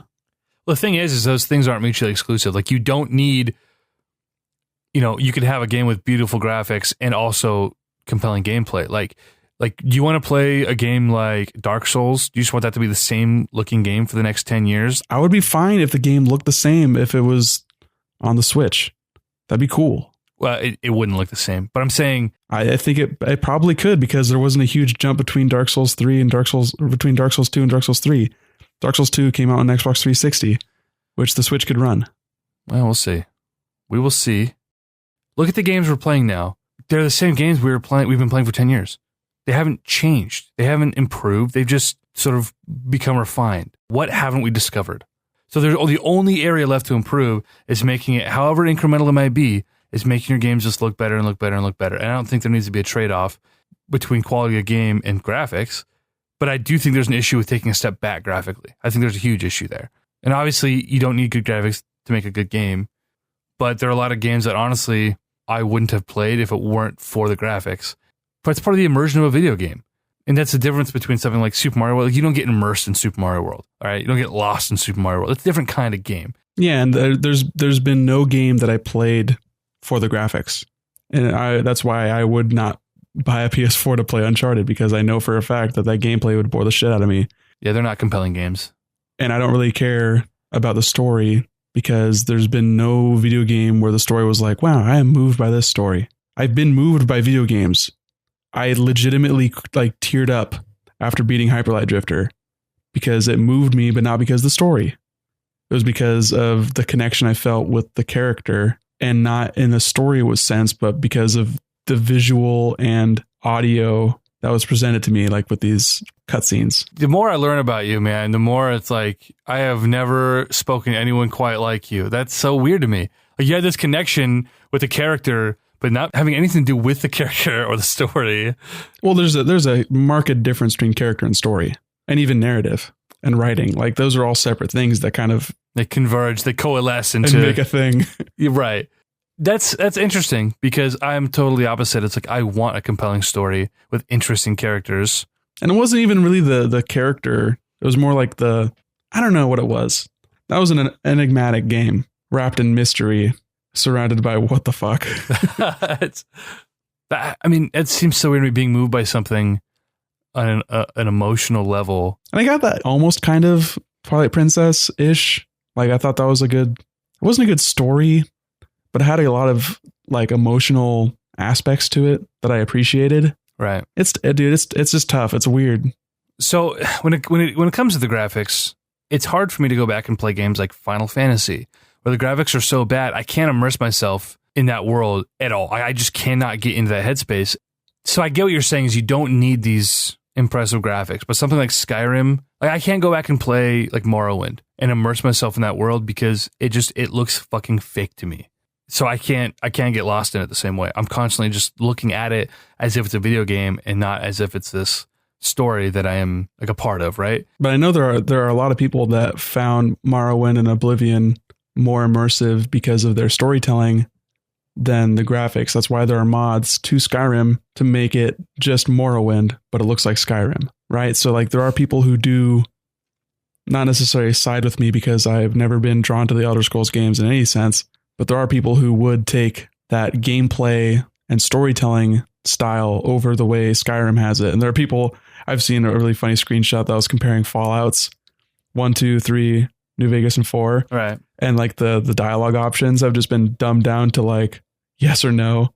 Whereas before it was like you had different responses based on your charisma stat or your intelligence stat.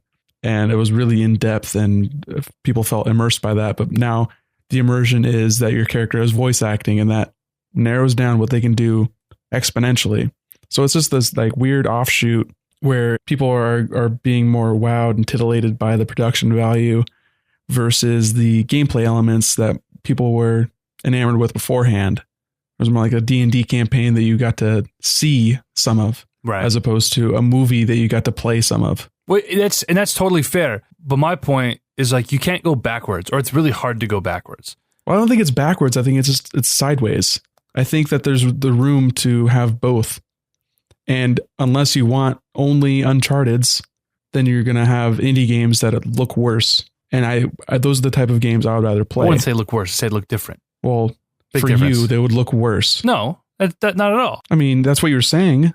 Like, unless they look amazing and they look beautiful and they have all these hundreds of man hours, you know, Skyrim versus Morrowind, you know? No, I'm saying like if the Elder Scrolls 6 came out and it looked like Morrowind, that's a total deal breaker. Doesn't matter how good the gameplay is, you can't take a step backwards like that. You have to keep pushing forward. But saying comparing an indie game to a AAA game, a 2D game versus a 3D polygon-based game, like that's apples and oranges. What I'm saying is, what was that game that just came out with the tiger? Oh God, the acid flip Year of Black Tiger made headlines for just being the fucking worst game of all time. That's sold on the fucking PlayStation market as a game released in 2017. Okay, you know, obviously that's a total shit game. The gameplay sucks and there's nothing to it and it looks like crap. In 2017, you can't release a game that looks like that. You can't do it and be taken seriously. Like, that's the first thing that you take into account when immersing yourself in a game. And obviously we do that very differently. You're not into open world games, and you know, we've talked about this on the podcast, I think. But for me and for a lot of other people, obviously, who are complaining about these things, is a certain level of graphical fidelity is not achieved. I think you're completely missing what I'm trying to say, though, is because what I'm trying to say is people are saying on the Switch, which is what I've been talking about, and you haven't been. I guess I've been talking a little more generally. You're talking in like this weird, broad, open, you're talking 2D versus 3D. But what I'm saying is you're not going to see Final Fantasy 15 or Mass Effect Andromeda or all these like, you know, groundbreaking, visually appealing games on a system like the Switch. And I'm okay with that because those games are not sold to me based on their beauty and their visual fidelity. But that's something that people look for in a AAA title. And I don't look at AAA titles, generally speaking, as games that I'm like looking forward to play. And I'm fine with that now because there's been an upsurgence in indie titles that are not as visually appealing, but have the gameplay that I am seeking out. And we've seen that in the past 10 years where the middle ground has fallen out, you know, THQ and Midway and these like kind of shuffling out games that nobody really cared about. And we've seen the uprise of like EA and Bethesda and Ubisoft and 2K as these powerhouse titans that spend years and years and hundreds of man hours making these games where that's not physically possible for a small studio to do. Sure. So there's now this like huge gap between big games and little games. And I think more and more people are going to be playing those little games, and that's going to become a more reasonable like selling point. The Switch being an indie machine is okay now. The Vita was almost there, but it probably wasn't as strong as it needed to be compelling to play enough of those games. And it ended up being a lot of just like visual novels. Sure. Which some people are fine with, but that's like not my cup of tea. I don't really give a shit. I'm not going to play Danganronpa, whatever the fuck that is. I don't care. I don't give a fuck. I don't. The Switch, there is no way the Switch will be successful on the back of indie games. And again, we get into the hypotheticals of like... I'm just saying I wish it could. And I'm going to be fine with it if that's all it does. If it's just Nintendo games and indie games, that's all I play anyway. Well, that's why I think the Wii U is the fucking best console I've played in the last 7 years. But there's not enough indie titles on it because there's no one wants to put up with the bullshit of having to deal with that architecture. All the good indie titles are on the Wii U. The two? Well, that is going to be... Like we've talked about before, that's going to be a huge plus for the Switch, is that it's going to have tons of indie games, mostly just because of ease of development. If it comes to any other platform, it can come to the Switch relatively easily. That'll be good. It's not selling units. It'll be a great way to supplement the people who are supporting Nintendo. And it's good that Nintendo has reached out to indie developers and they're supporting, even if they're Nindies or whatever. Like, that's great. That they should be doing that. But again, that's not selling systems. It's just placating those of us who are dumb enough to give them all of our money on launch. Like the Wii U, I supported the Wii U for 4+ years now. I don't feel like I got screwed because, like I said, I got Zelda, I got Mario Kart, I got Smash. That's all I ever need from a Nintendo console, realistically, for me. But if I were a hardcore, quote unquote, hardcore gamer, right, and my life was my fucking Wii U, I would feel totally burned by Nintendo because the way they handled the whole situation and the lack of support and the switchuation. Like, I get it. The indies will be a huge plus for those of us who are supporting it and who are totally hardcore and who make the Switch their main console. Like, that's going to be great. Yeah, and I was going to ask, you're talking about graphics fidelity being super important to you. We've known for a while the Switch was not going to be anywhere near the PS4 or the Xbox One as far as power is concerned, especially now that Scorpio is going to be coming at the end of the year. And we're moving more and more, like these AAA studios are going to be making more and more intensive games because they can. Right.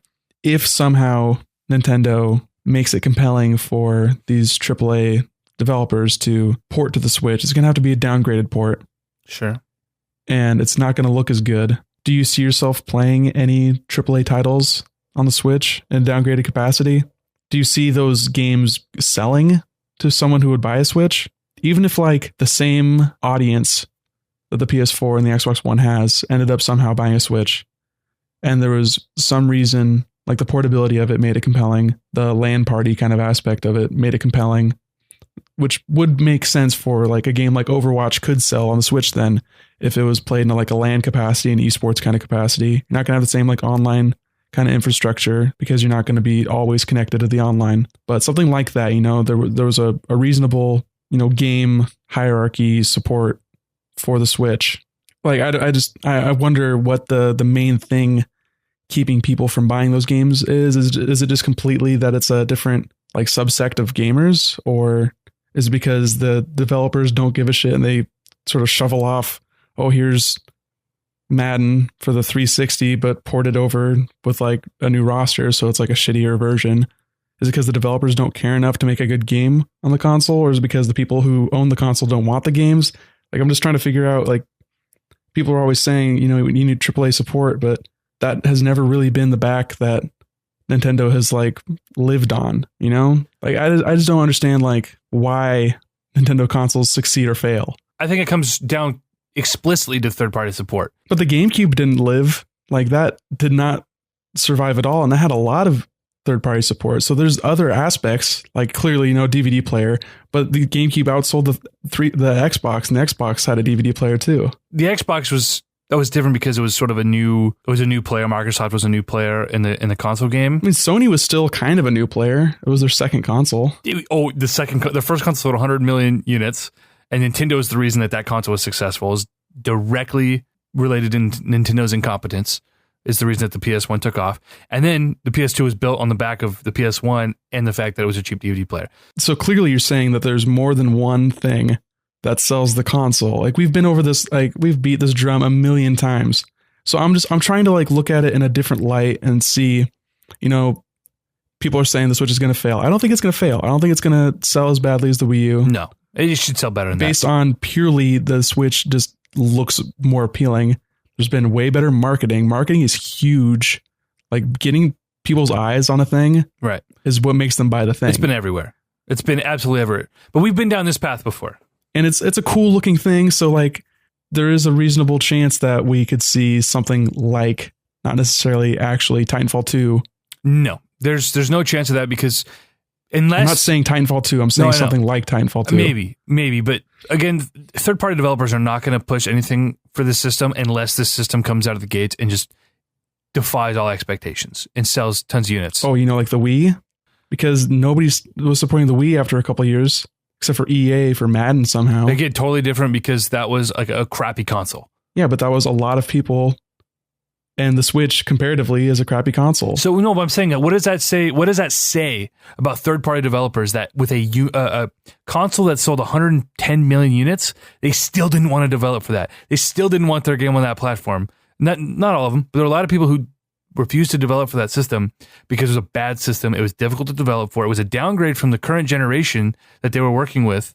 110 million units, and they still didn't want to put their game on that system. What does that say? I'm saying that it's a symptom of game development pushing more and more and more with just those AAA, those like 4 main AAA developers, that they are pushing the boundaries for power, and that's fine. But I don't really give a shit about those games, and that's fine. A lot of people do, like in the millions, but we're seeing those sales numbers kind of drop off and peter out. And these franchises are getting like fucking driven into the ground. They've had a down year, but they'll take a year off, and the next Assassin's Creed game will be the best-selling Assassin's Creed game of all time. Yeah, but Ubisoft is a little bit, they're probably the least egregious in that.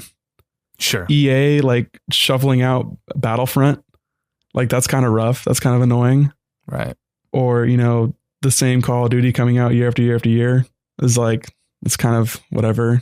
They're spending all this money there. It's an increased back end cost for hopefully a increased payoff. And it's going to take one time where that completely fails, and you're going to sink a huge AAA franchise, and that's going to be way harder to recover from than if an indie game developer puts out a game and it kind of flops. You're talking about like thousands of people working on a game that cost them like millions and millions of dollars. Like, it's getting way inflated, and I think it's just a matter of time until that, like, the feasibility of those huge titles is going to drop off completely.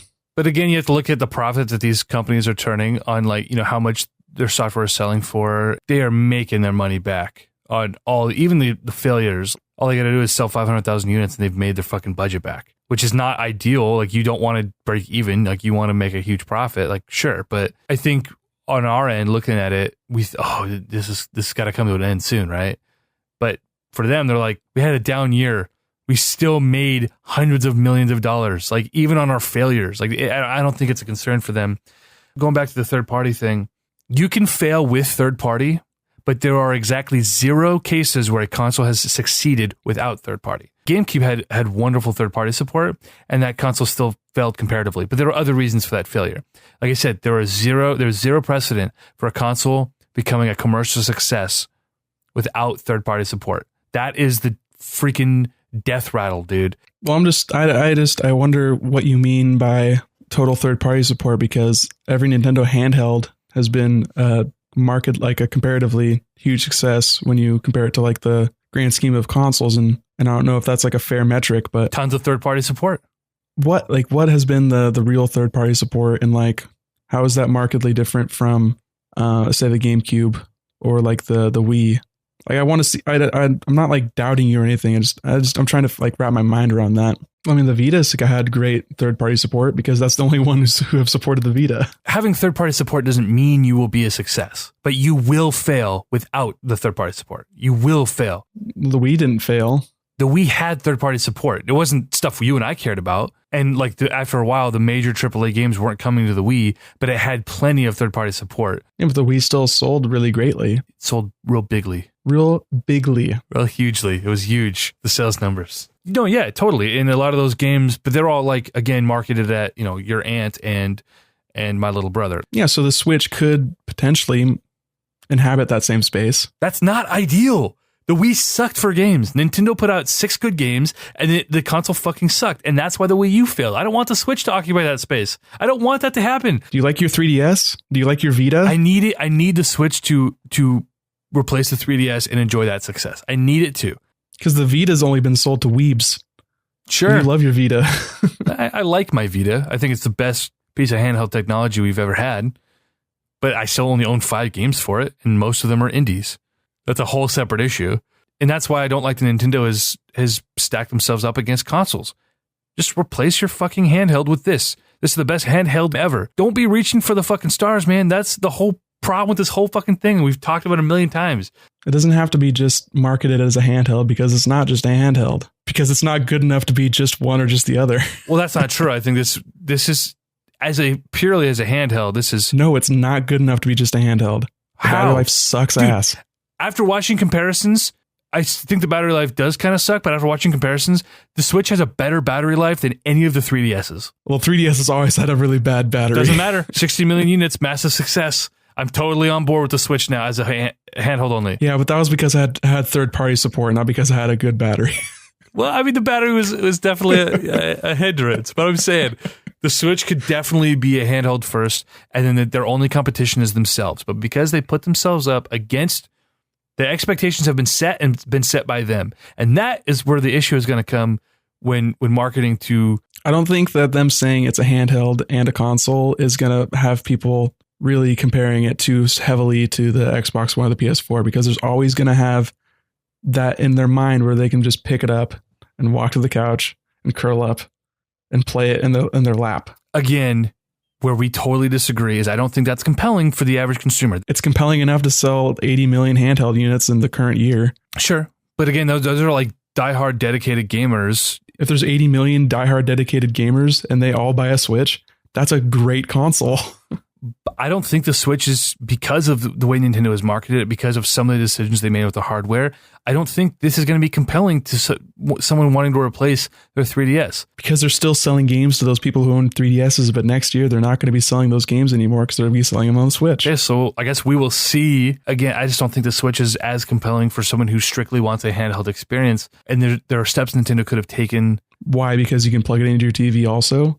Because you're just saying that it is just good enough as a portable that people could play it just as a portable. It's about messaging, and messaging is obviously hugely important. Look at the fucking Wii U.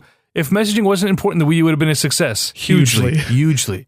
No, the Wii U had other problems besides just marketing. I do agree.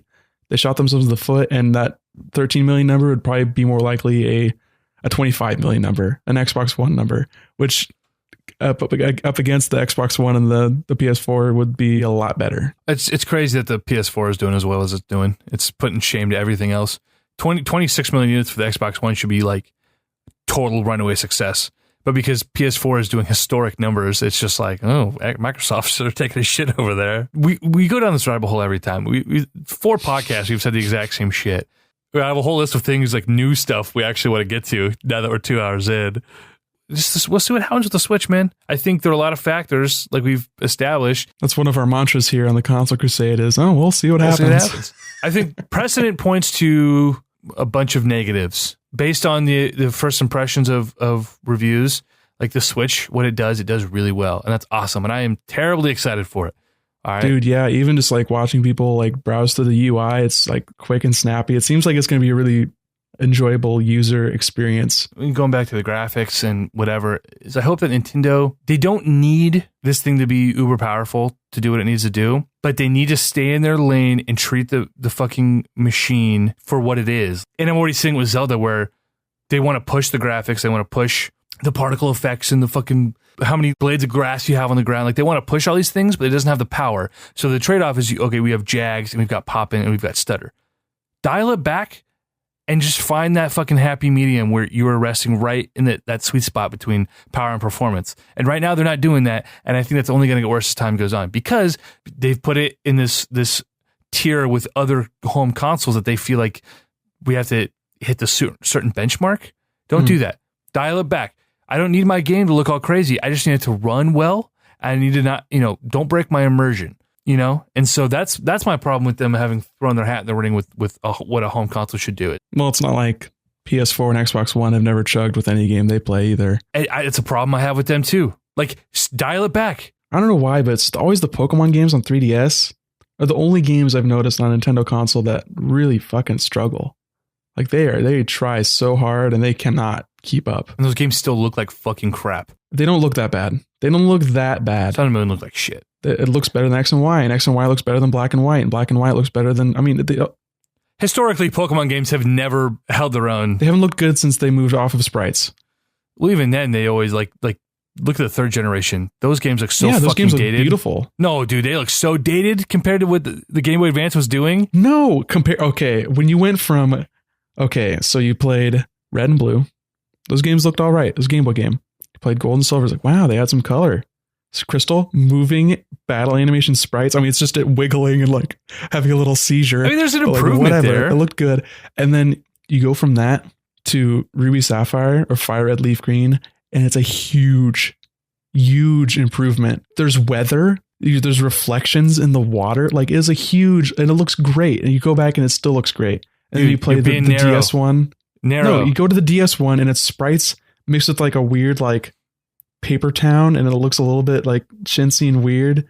But the battle animations still look great. Why are you describing all this to me? I've been here for the whole ride. I understand the improvements that the Pokemon games have made. But you still somehow think the third generation looks the worst? Like, what the fuck is wrong with you? No. I'm not saying it looks. I'm saying, look at what the machine was doing at the time.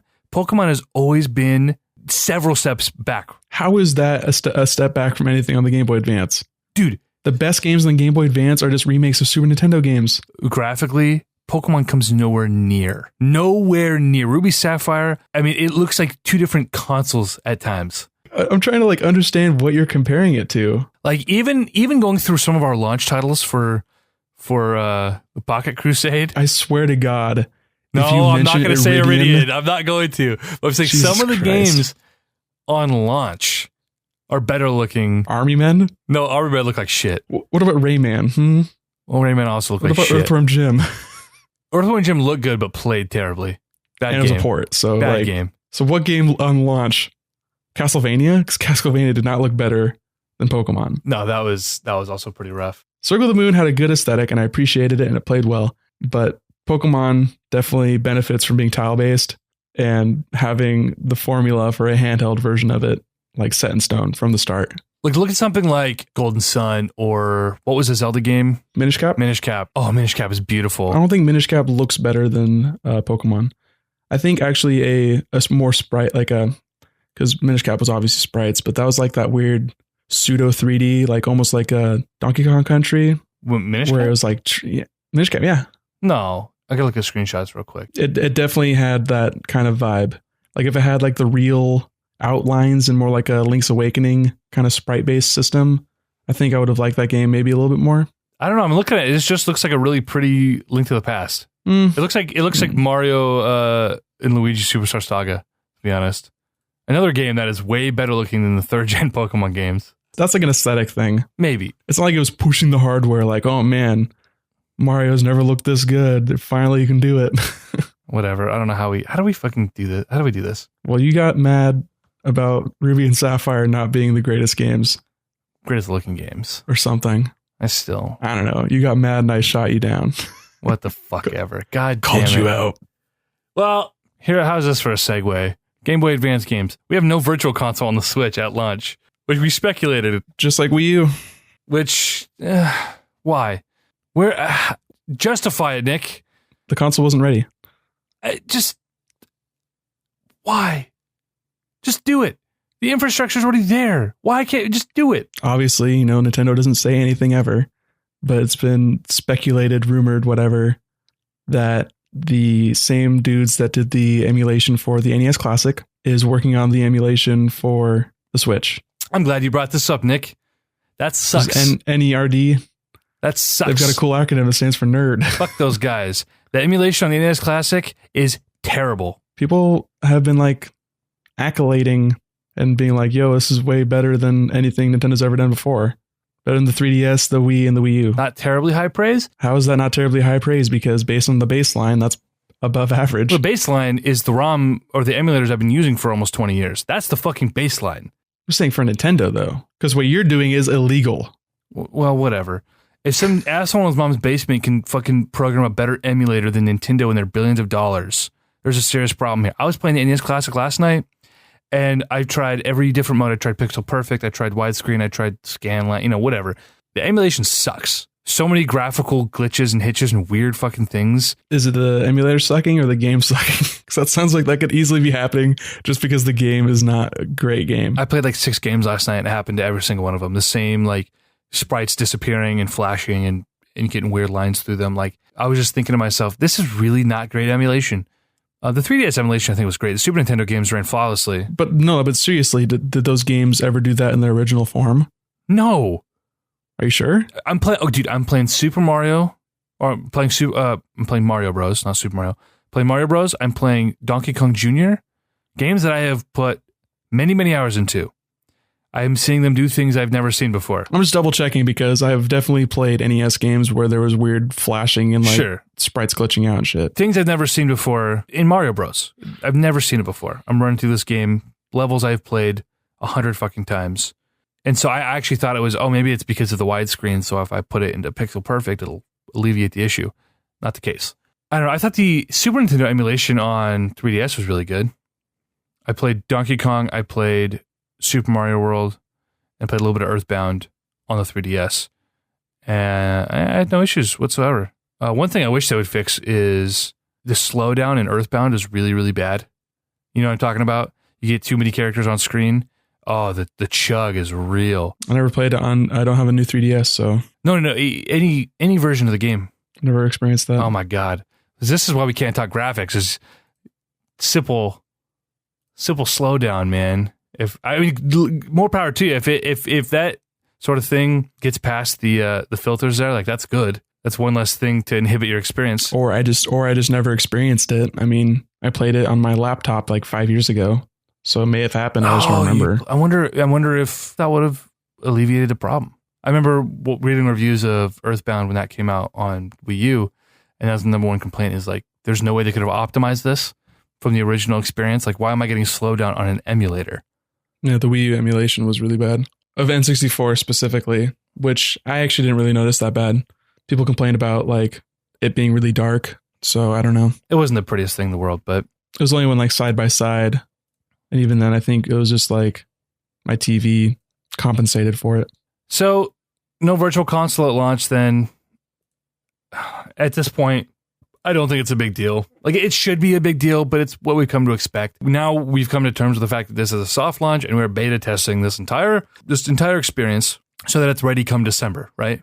It's frustrating, which is a word we use often. I use often when talking about Nintendo. It's weird that only Microsoft cares about their back catalog. Really kind of weird, isn't it? I think, honestly, the only reason Microsoft did the backwards compatible thing is because they don't have enough games.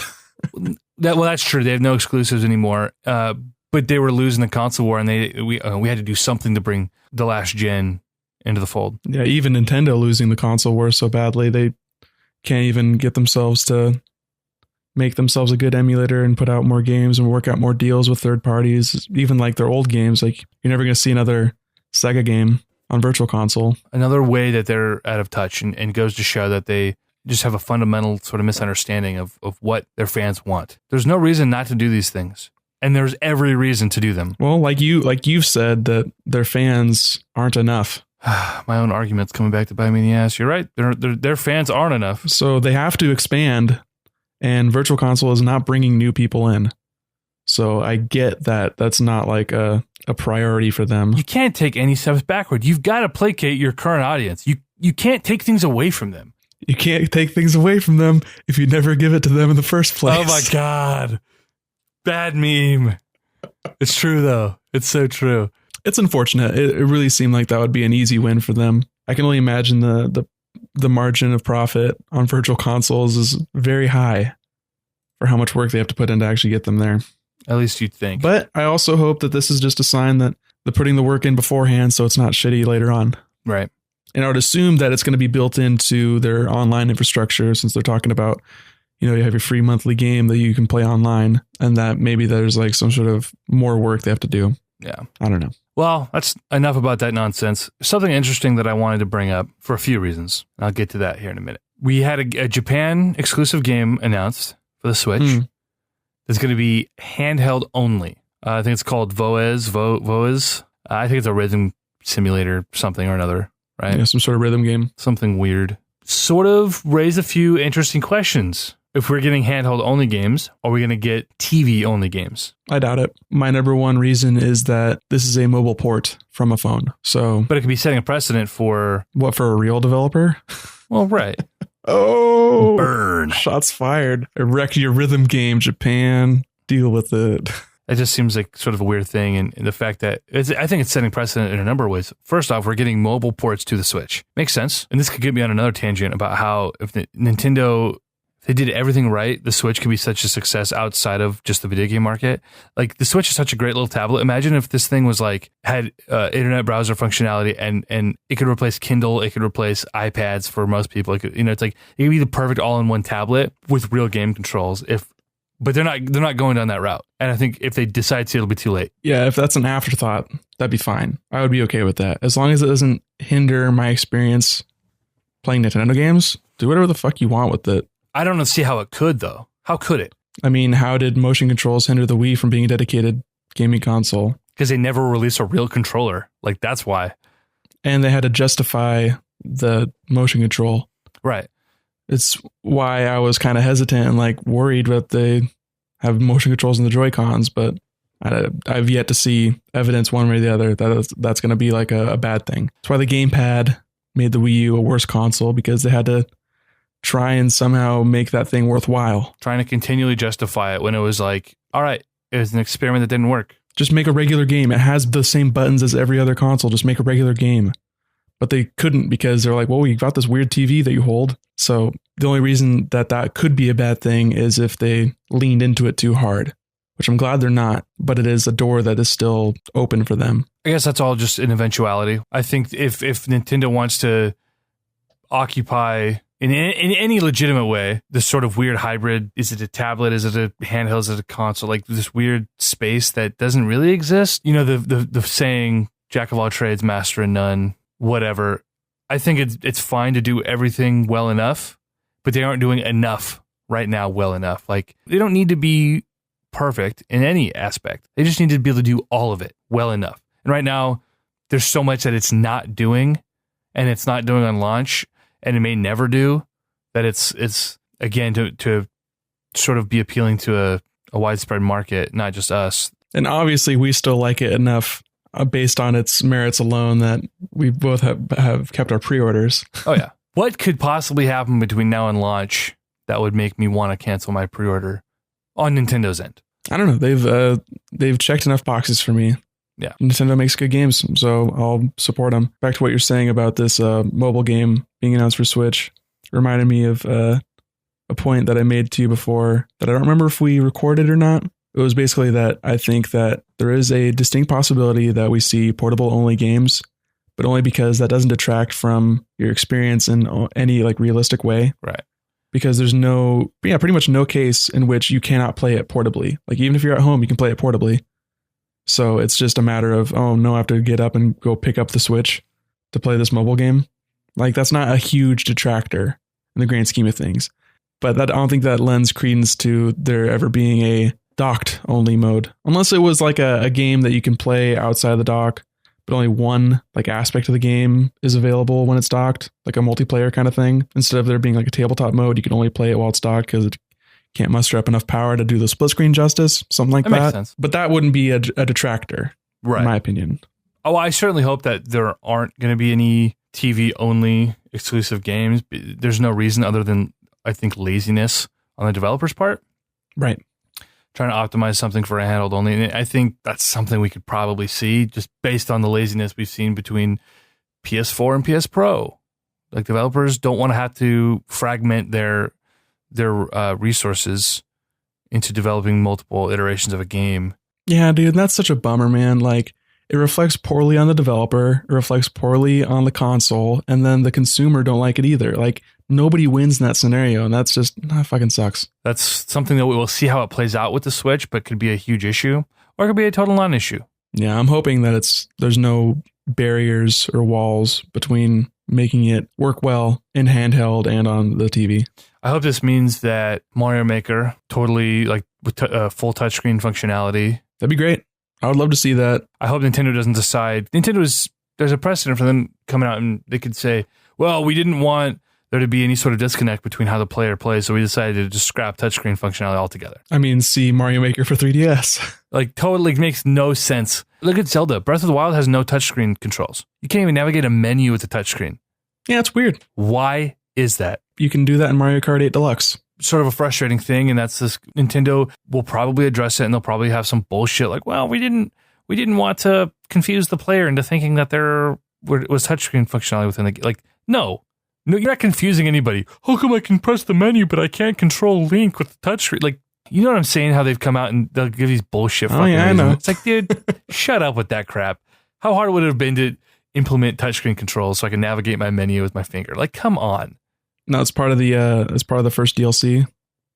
Is you get touchscreen menu support. Yo, we haven't talked Breath of the Wild DLC. I thought we talked about that last time. We did not. Oh my god, it's been a long time, huh? Oh shit. The DLC. You got some hot takes on the DLC, man. I have no issue with Nintendo doing DLC at all, especially because I think they've done DLC mostly right. Mm-hmm. What little they've done. But if I recall, the Breath of the Wild DLC will add a hard mode. The fact that you have to pay for a hard mode is ridiculous. That's something that every Zelda game has had. If I can recall, well, not every game, but every game that they've implemented it in, it's been free. So now that you're charging us for the ability to go back and do New Game Plus or whatever the challenge mode, hero mode or whatever. The first pack, I think you get like a T-shirt, in-game T-shirt, which not only breaks immersion completely because it's a Switch T-shirt that Link can wear, but it's like, really, I'm paying $20 to like get a hard mode and a fucking T-shirt. Like that's not part of the first pack. That's like a weird order bonus. I'm not sure if it's like if you pre-order the DLC or if you something like the day one kind of thing. Like you get these 3 treasure chests in the plateau. But the first one is pretty bare bones. It's the hard mode and then the Cave of Trials. Right. The second one actually has like an added story thing, an added dungeon. Like that's substantial. The one thing that kind of irked me was, like you said, the hard mode is not very substantial. Unless it's like a fully redone thing like a Master Quest. Let's be honest, it won't be. But they would have said that if that was what it was. So I have no hope that it is. And you can't buy them separately. It's a one DLC split up into 2 parts. Yeah. That you only really want the second part. Yep. So that's kind of irritating. Which that might be, they might split it up later and do like what a lot of developers do, where it's like you can buy it all in one, or you can buy it in piecemeal for a larger amount. Right. And they're just like not making that known that it'll be available. Like maybe since this is like a pre-order kind of situation, like the deal, it's like a season pass, right? Right. So like when they become available, then you'll be able to buy them separately, maybe. But I'll probably buy it just because $20 is not that much, and I'm going to be playing a lot of Zelda. So I will reward them for their shady actions, just because they've done well in the past, especially with Mario Kart. I won't be giving my money until I find out whether or not I actually like Zelda. Bro, you pre-ordered 1-2 Switch. That's okay. I feel like that's the most justifiable thing I spent my money on. Realistically, that's the most justifiable one. Like I spent $70 on a Pro controller. No, I think that is a little more egregious than like I spent $30 on 1-2 Switch with my discount. Oh yeah, and I could buy 1-2 Switch for nothing if I had a $50 reward card.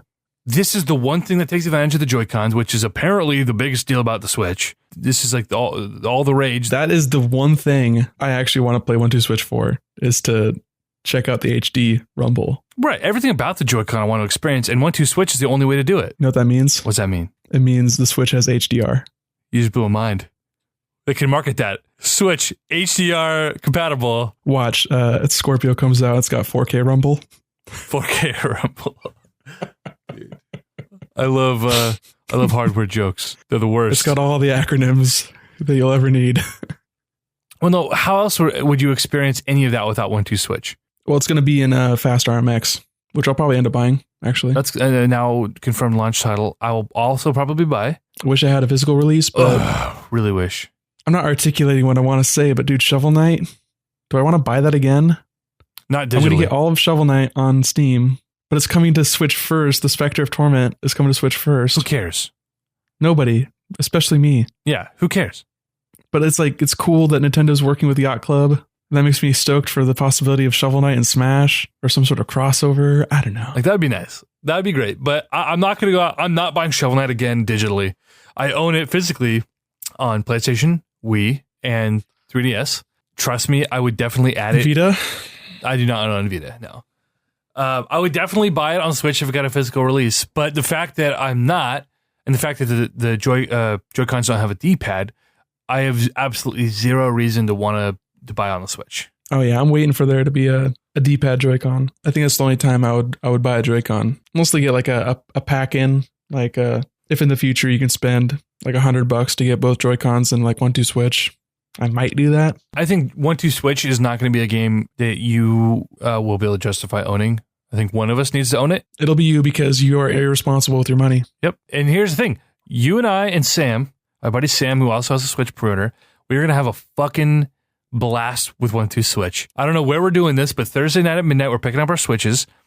I don't know where we're going to go, but we're going to get them out. We're going to unbox them. We're going to start playing, and we're going to bust out that 1-2 Switch, and we're all going to play it, get some of the other idiots on board. I really don't know if that's going to happen.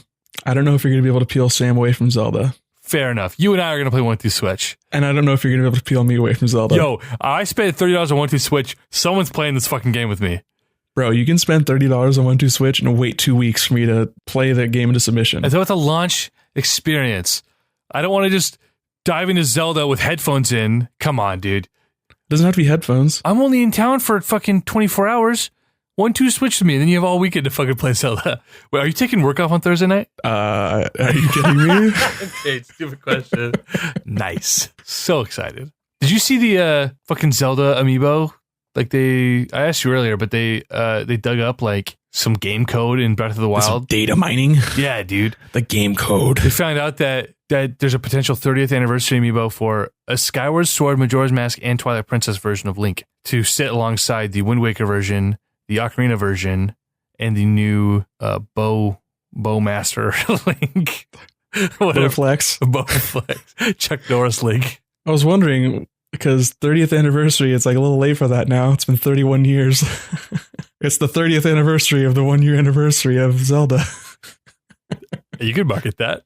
Sure. Or rolls off the tongue. No, yeah, it'd be cool. It'd be cool to get a Majora's Mask. Right. I don't know. The only one I really care about so far is the Wind Waker one. Which you got, right? I did get. Was there a Twilight Princess one? Or is that what you just mentioned? They've got the Wolf Link. Oh, yeah. That's true. But they don't have like a human Twilight Princess Link. No, they don't.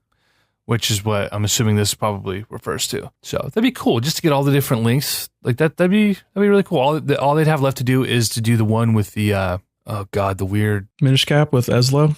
No, the one from Link to the Past with the with the pink hair. Yeah, the goofy hair and the tunic and the yellow hair. hat or whatever. I mean, they already have the 8-bit Link, and I think that kind of encompasses enough of the sprite based. You're triggering me. Just like you're not going to get a Super Mario World Mario amiibo. Why not? That's a totally different look. It's a totally different look, but it's still sprites. It's the most distinct look. It's like this weird fat little Mario. I mean, to be honest, you don't have even different iterations of Mario. I would be blown away if they did like a Flood Mario from Sunshine. That would be so sick. That'd be cool. I would buy that, and I don't even want it. You know Nintendo is going to be doing that sort of thing. He's got short sleeves in that game. The attention to detail. The weirdest fucking revelation anyone's ever made to me. They're like, did you know? You made me look it up. And I looked it up, and I said, that's weird. Wow. Those are some short sleeves. Those are some short sleeves. Oh, my God. Just wearing a t-shirt and suspenders. Good old Mario. Well, man, that was most of my list. We went off the fucking rails as usual. That's just, you know what? I don't even need to address it. The people listening to this podcast, they understand. This is what happens. They signed up for it. We go down this well. We articulate poorly. We stutter and sputter our way through, and we have a good time doing it. We completely miss each other's points. Yeah, that happens. Almost on purpose, but generally not. Nah, usually I'm just being an idiot. And then you text me like a day later and be like, oh, you idiot. Why'd you say that? You don't even understand what I'm trying to say. That happened last time. What were we arguing about? It doesn't matter. I don't want to rehash this. Oh my God, it was about the servers going Shut down. the fuck up. You're like, the server's not going to burn down, EJ. There's literally, I'm like, that's not what I mean, Nick. That's not what I mean. It happens. It's a bad time for all. In post, I edit out the parts that make us like seem egregiously stupid. For those of you listening, you're wondering to yourselves, this is edited? You've removed segments where you sound even dumber than you already do? Like, trust me, yes. Yeah, what you don't know is we've been recording for 6 hours. And when you listen to this, it's going to be a lot shorter than that. This is the best we could fucking pull. And that is depressing. Been at this since noon. Jesus Christ, dude. Had you even gone to bed by noon today? Yeah, I went to bed at like 11. Okay. I text you these spicy memes, and it's kind of the point where we don't even acknowledge each other anymore. We just send each other memes, and then I, imagine what your response may be. It's tough because usually I get those when I wake up and it's like 11 o'clock and then I'm like going to work. And then I can't text you back till like maybe 11:30. And then at that point, it's been so long. I sent you some good ones yesterday. Now that's what I call pod racing. That was great. That's a bad one. I've seen that one before. This is my favorite one. So first off, you saw the Alex Jones picture of him walking. Oh yeah, this works great. This is great radio. That one took off, or it took its on a life of its own, him walking, and then they spawned a whole bunch of different Alex Jones behind him. Okay, cross that over with some great Star Wars memes. That was great. Oh my God. So for those of you listening, the picture of Obi-Wan Kenobi looking down at the clone facility saying, "Magnificent, aren't they?" And it's just like a million Alex Jones in this fucking pose, as if a million voices cried out about goblin vomit. Dude, the things that man says. So this is how Liberty dies, with turning the friggin' frogs gay. Like, dude, the shit that comes out of that man's mouth gives me life. Okay? Like, our friend Claire, her boyfriend Barry, we text very rarely, but when we do, it's almost exclusively about Alex Jones. Just like some ridiculous fucking thing he said lately. I'm sure there's a wiki that collects just the most ridiculous quotes. Like, that has to exist, right? Isn't wiki quote a thing? Is it? Probably, but probably for real quotes. You've gone completely off the rails and you've lost even me. So I think we got to cut this off before it gets too bad. Cuck. You fucking cuck. Wow. Just because I like to see my girlfriend get fucked by other men, that makes me a cuck. By definition, actually. Oh. That's exactly it. Oh, dang. Oh, man. Alex Jones, this has been the Console Crusade podcast. We're turning the friggin' frogs gay.